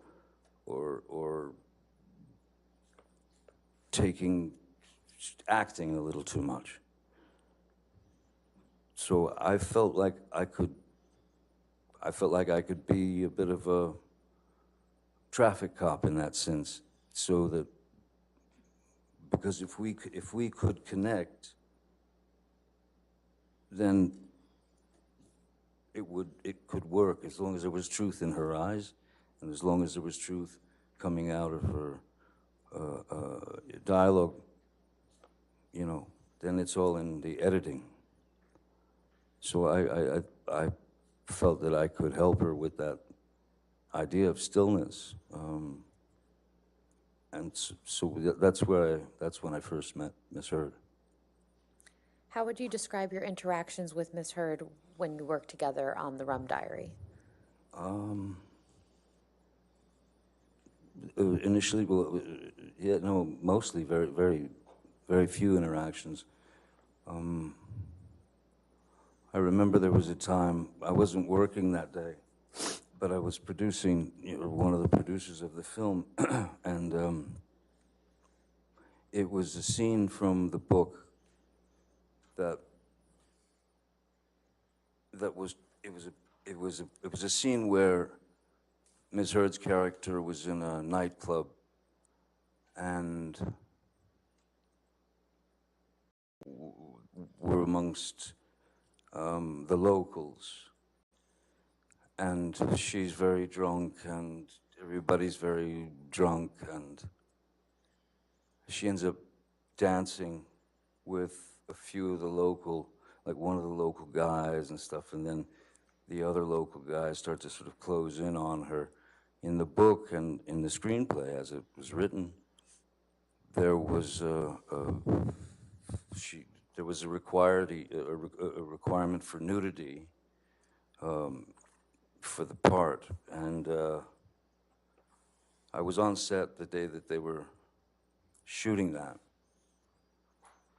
and as I was watching the crowd coming in on her, I realized, you know what? Because I would check on Ms. Heard and say, "Are you all right? Are you sure you're okay? Because this is, She was like, no, I'm fine. But I realized that with the crowd surging in towards her, that we wouldn't have to do the nudity, because if she took her shirt off and she had a red bra on and a skirt, then if she had a red bra in her hand, when the crowd surged in on her, all she had to do was lift the red bra up out of the crowd, and there's no nudity, but it's certainly implied, because then the character disappears for a few days, and she's quite a wreck when she comes back, because bad things have happened to her. So I remember telling Ms. Heard, "Hey, you don't have to take your clothes off. You don't have to take your top off. You don't have to. Everything's cool." And she was appreciative. But other than that, we didn't really have much interaction until there was a scene where I'm taking a shower, and then she comes into the room and she opens the shower, and we kiss. And that moment was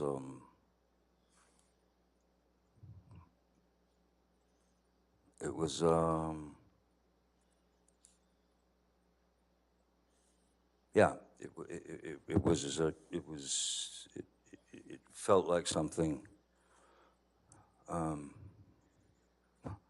It felt like something that I shouldn't be feeling, because she had her wife, and even though it was a scene, and she had her wife, and I had Vanessa and kiddies, and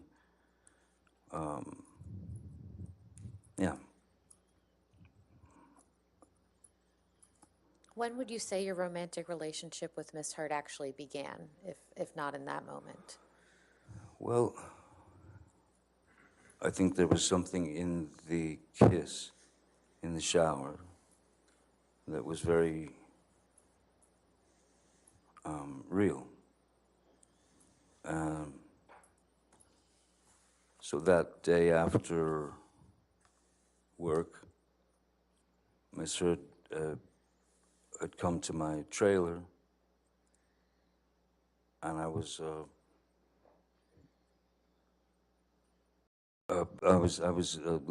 just sitting there listening to actually old blues stuff, and we had a glass of wine, and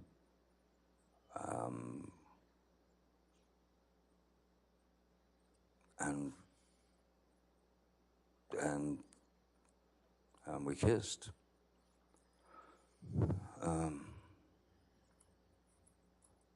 And at that point, my trailer was the only trailer in the parking lot. She had a mind to stay in the trailer there for a while with me, and I didn't think that was a very good idea on any level, especially since there were about 9 Teamsters waiting to move the trailer. And then that was that until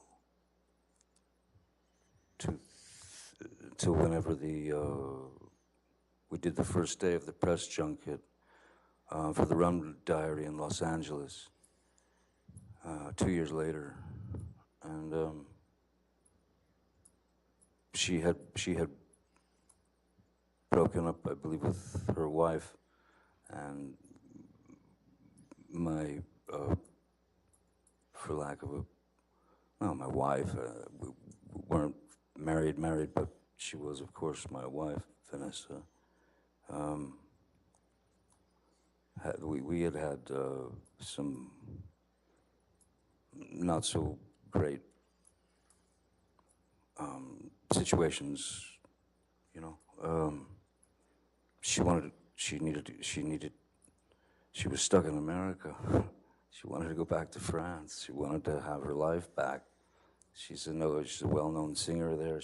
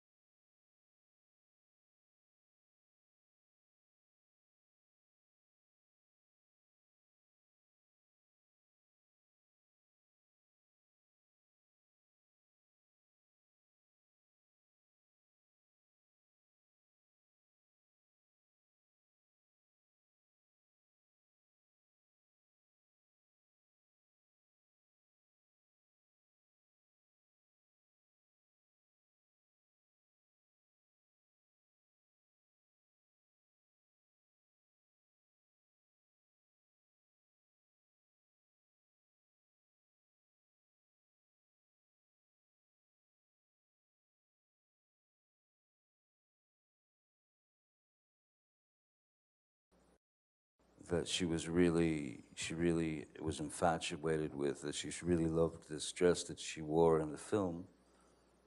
And so I went to Colleen Atwood, the costume designer, and to Bruce, and I said, do you think we can snag this white dress and send it to Amber, you know, after she'd wrapped, because she loved the thing.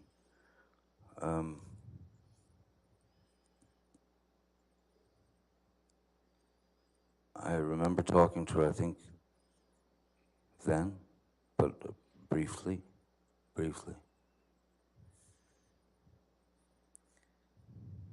What did you like about Miss Heard when you first started your romantic relationship?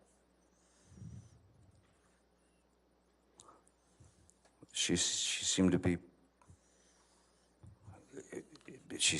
the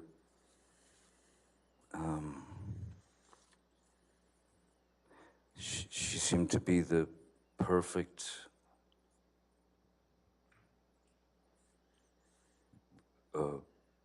partner, in a sense, in my head, for me, because she, as I said, she seemed to be very knowledgeable about old obscure blues music that I listened to and really liked.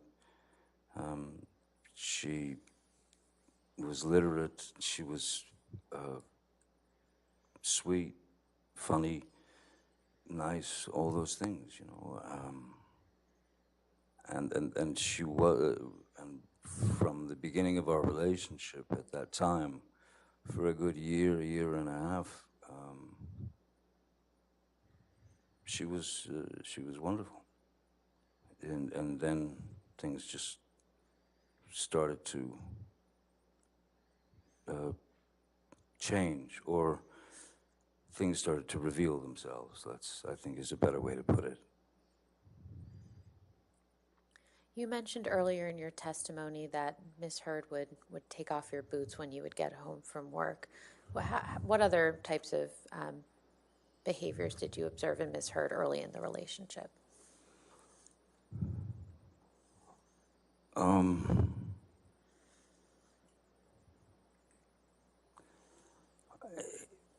Little things that you would kind of, that it would just, you'd question in the back of your mind, you know, if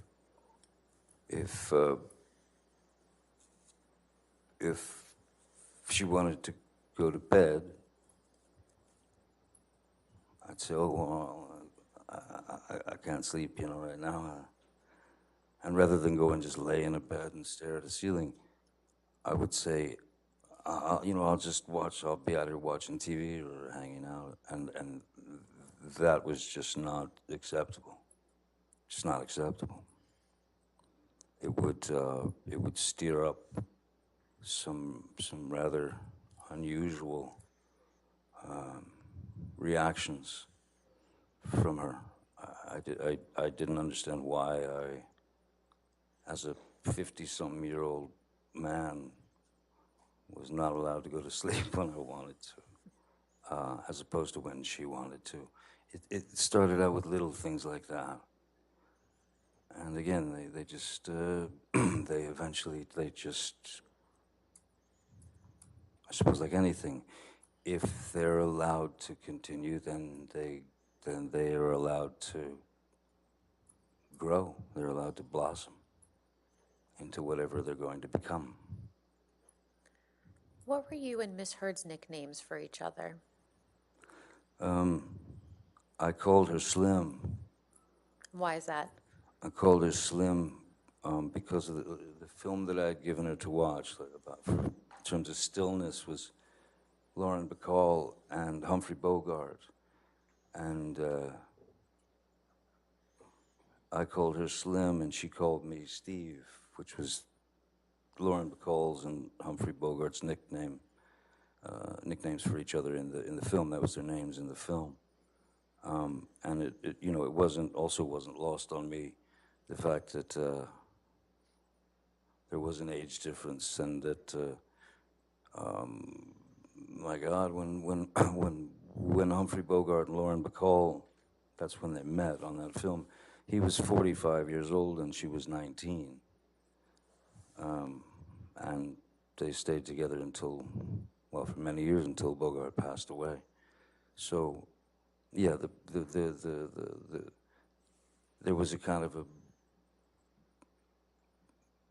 joke, not joke, but just, yeah, I acknowledge the fact that I was the old craggy bogey and she was this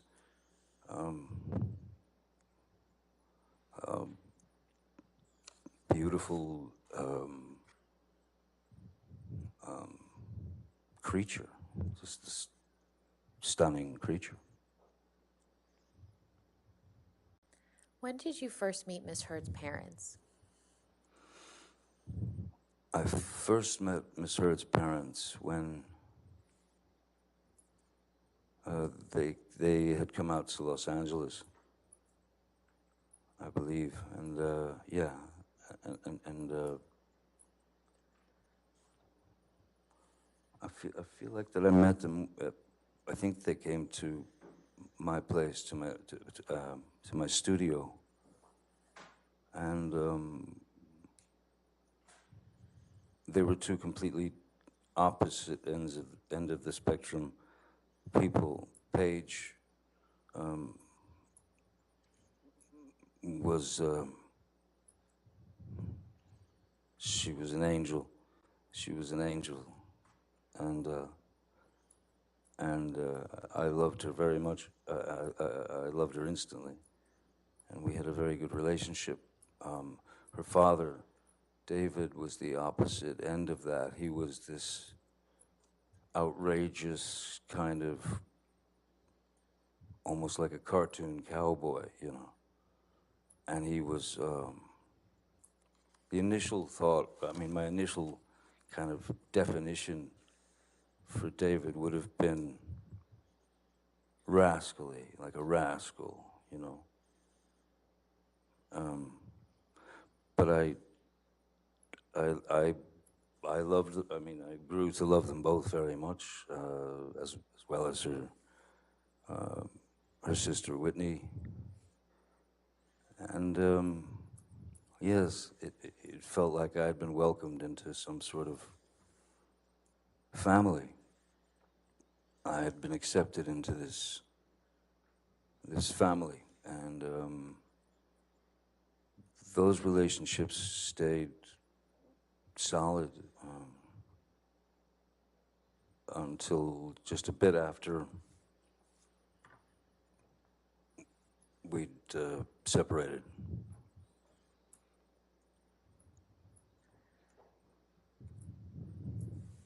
How often did you spend time with Miss Heard's parents during your relationship with Miss Heard? Quite a lot. Whether I used to have a boat, and we would take her parents or family, and we'd go sail the boat and, you know, drop anchor at the island, and we would spend a week, 2 weeks, whatever, on the boat, on the island. Also, they would come to Los Angeles quite a bit.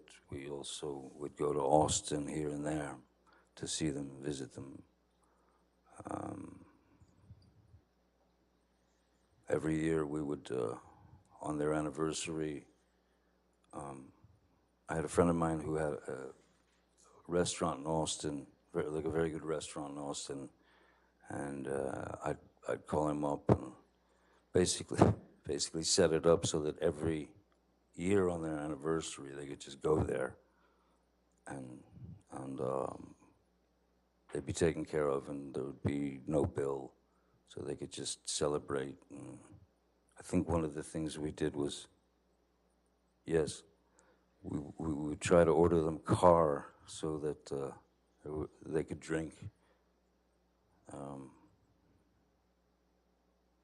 No, I was very fond of them, very fond of them. Now, you mentioned Miss Heard's sister, Whitney. When did you first meet Whitney? I don't remember exactly when I met Whitney the first time, but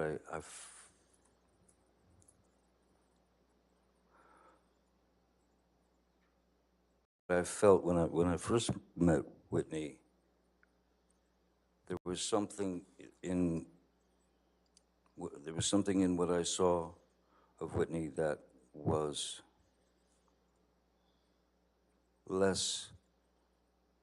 much less confident than Amber,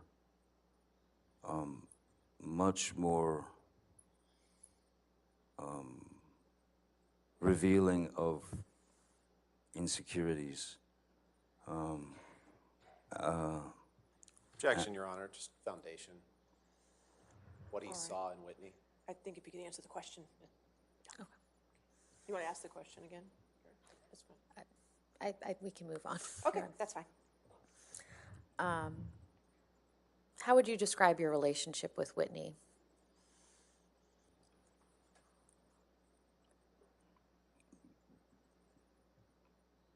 Great. I mean, fantastic. I called her sis.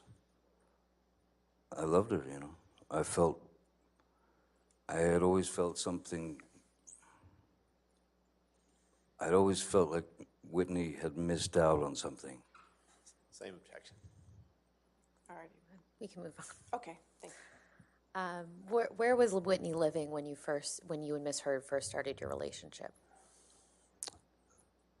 She was living with her then boyfriend, Sean Krajewski. Was this in the same? Where was Miss Heard living when you first started your relationship? Miss Heard had informed me that she just moved to a new place on Orange Avenue. What city is that in? Los Angeles, sorry, yeah. And was Whitney also living in Los Angeles? Whitney was living in Los Angeles, yes, with Sean Krajewski and, yeah. So how often would you see Whitney when you and Miss Heard were in a relationship? Oh, a lot. Whitney would come over all the time with her boyfriend for dinners and such. Miss Heard always liked having people over, you know, for dinner parties and social kind of events at her place. Have you ever done any drugs with Whitney?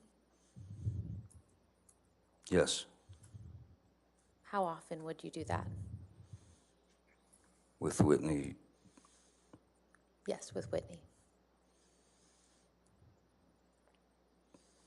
Maybe three times, maybe twice, 3 times.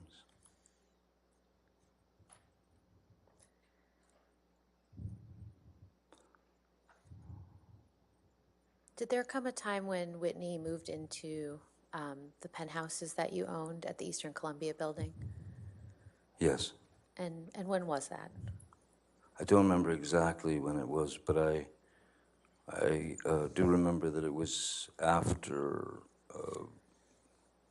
Rocky Pennington and yes, I believe Josh Drew was there already as well. Whitney, I can't remember why she needed a place, but she needed a place, so we gave her penthouse 4 to live in. And how long did she live there for? Oh boy, on and off for, I suppose, a couple of years. And how much rent did you charge her? Nothing. Now, you said you did drugs a couple times with Whitney. What drugs were you doing with Whitney? Whitney and I had done a line or 2 of cocaine together.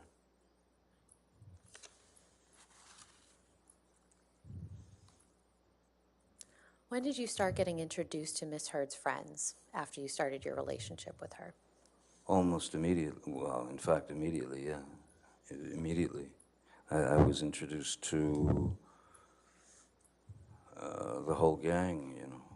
Rocky, Io, Brittany Eustace, Whitney, certainly.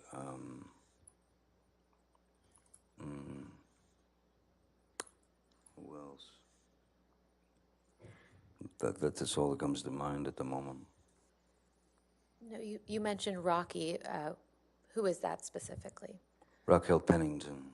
It was Miss Heard's good friend from youth, I suppose. And I think you mentioned Brittany Eustace as well. Who is that? Brittany Eustace was just one of the gals, you know. She was one of the gals, and she was quite bubbly and funny and real sweet girl, southern girl. I haven't seen her in. I think that something went sideways between Brittany Eustace and the girls because she suddenly just disappeared from the group. And when was that? We were probably a year and a half, or maybe 2 years into the relationship, 3 years maybe. And I believe you mentioned someone named Io. Who is that? Io Tillett Wright was a friend of Ms. Heard's from New York City, who was who had identified as she was born a female, if that's the right terminology these days, born a female, but she was she had chosen she at a very young age she had decided that she was a male, and she identified as a male. And Io seemed to be, again, she was very intelligent, very literate, kind of a go-get-em kind of activist type. And she was writing a book, I remember. She was writing a book, Io, or he was writing a book, rather. And I had a house on one of my, on Sweetser, one of the houses there was empty. And it was in fact a house that I'd set up to write in. And when she had no place to stay or go, whatever, I called her over and I showed her the house, you know, where the desk was and all the things. And so I said, write your book, you know, write your book here. So she did. Did Io end up living in that house or just working there? No, Io ended up, no, she ended up living in the house for somewhere in the neighborhood of a year, I guess. Somewhere about a year. And how much rent did you charge to Io? Nothing. And did there also come a time when Rocky moved into the penthouses at the Eastern Columbia building? Rocky moved into penthouse 2. And do you recall when that was? Oh no, penthouse 1. Sorry, penthouse 1. That was not long after Ms. Heard and I started to begin to dress that place up as our residence. So it wasn't very long after that at all that Rocky came.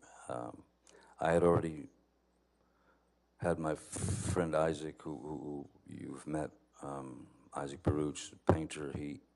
I had already given him a penthouse to stay in and live in and paint in, because he'd just come back from Florida, and his mom had passed away, and I think he had about $3 in his pocket. So I gave him the penthouse and asked him if he had enough paint, and so he lived there. Why did Rocky move into the penthouses? Objection, foundation, I'll overrule foundation. and hearsay. The question potentially calls for hearsay. I'll overrule that for the moment. Go ahead. Go ahead, Mr. Depp. Why did, sorry, what was it again? Why did Rocky end up moving into the penthouses? Well, she ended up moving into the penthouses.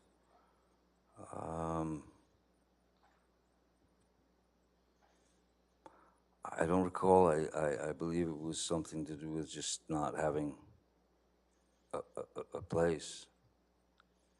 And Amber had asked if I would be okay with, Rocky moving in.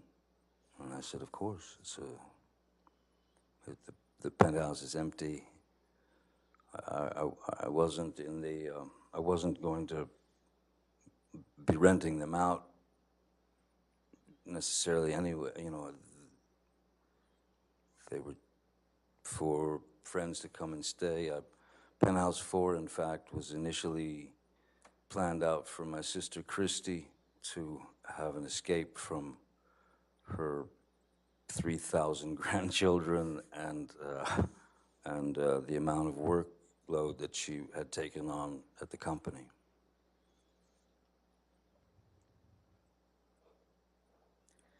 How long did Miss Pennington end up staying in the penthouses? Longer than I did. And how much rent did you charge to Miss Pennington? Nothing. Did anyone live with Miss Pennington in the penthouses? Yes, her fiance or boyfriend and fiance Josh Drew. And then at a certain point, I learned that there was another female living there who I wasn't sure who that was. I didn't know who that was. There were 2 bedrooms, and so she had invited a friend to move in. But I met that person very briefly a while after they had already been living there. Are you at a good breaking point? I think just wanna this is a make sure. good Okay, stopping point. That's fine. All right, ladies and gentlemen, it is 5 o'clock, so we'll go ahead and break for the evening. Again, do not discuss the case with anybody and don't do any outside research, okay? And we'll see you in the morning at 10 a.m., all right? Thank you. You're excused for the day. Thank you.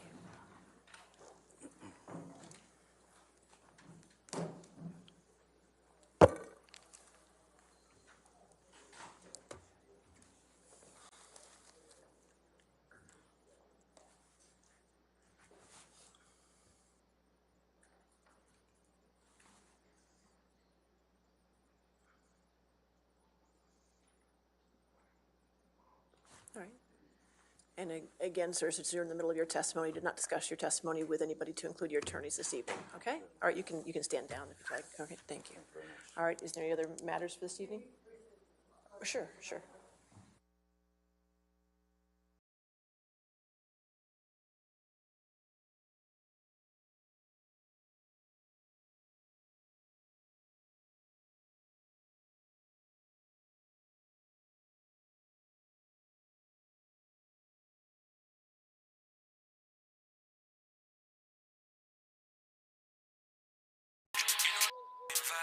Don't doubt me, multiply. Coming with a different vibe.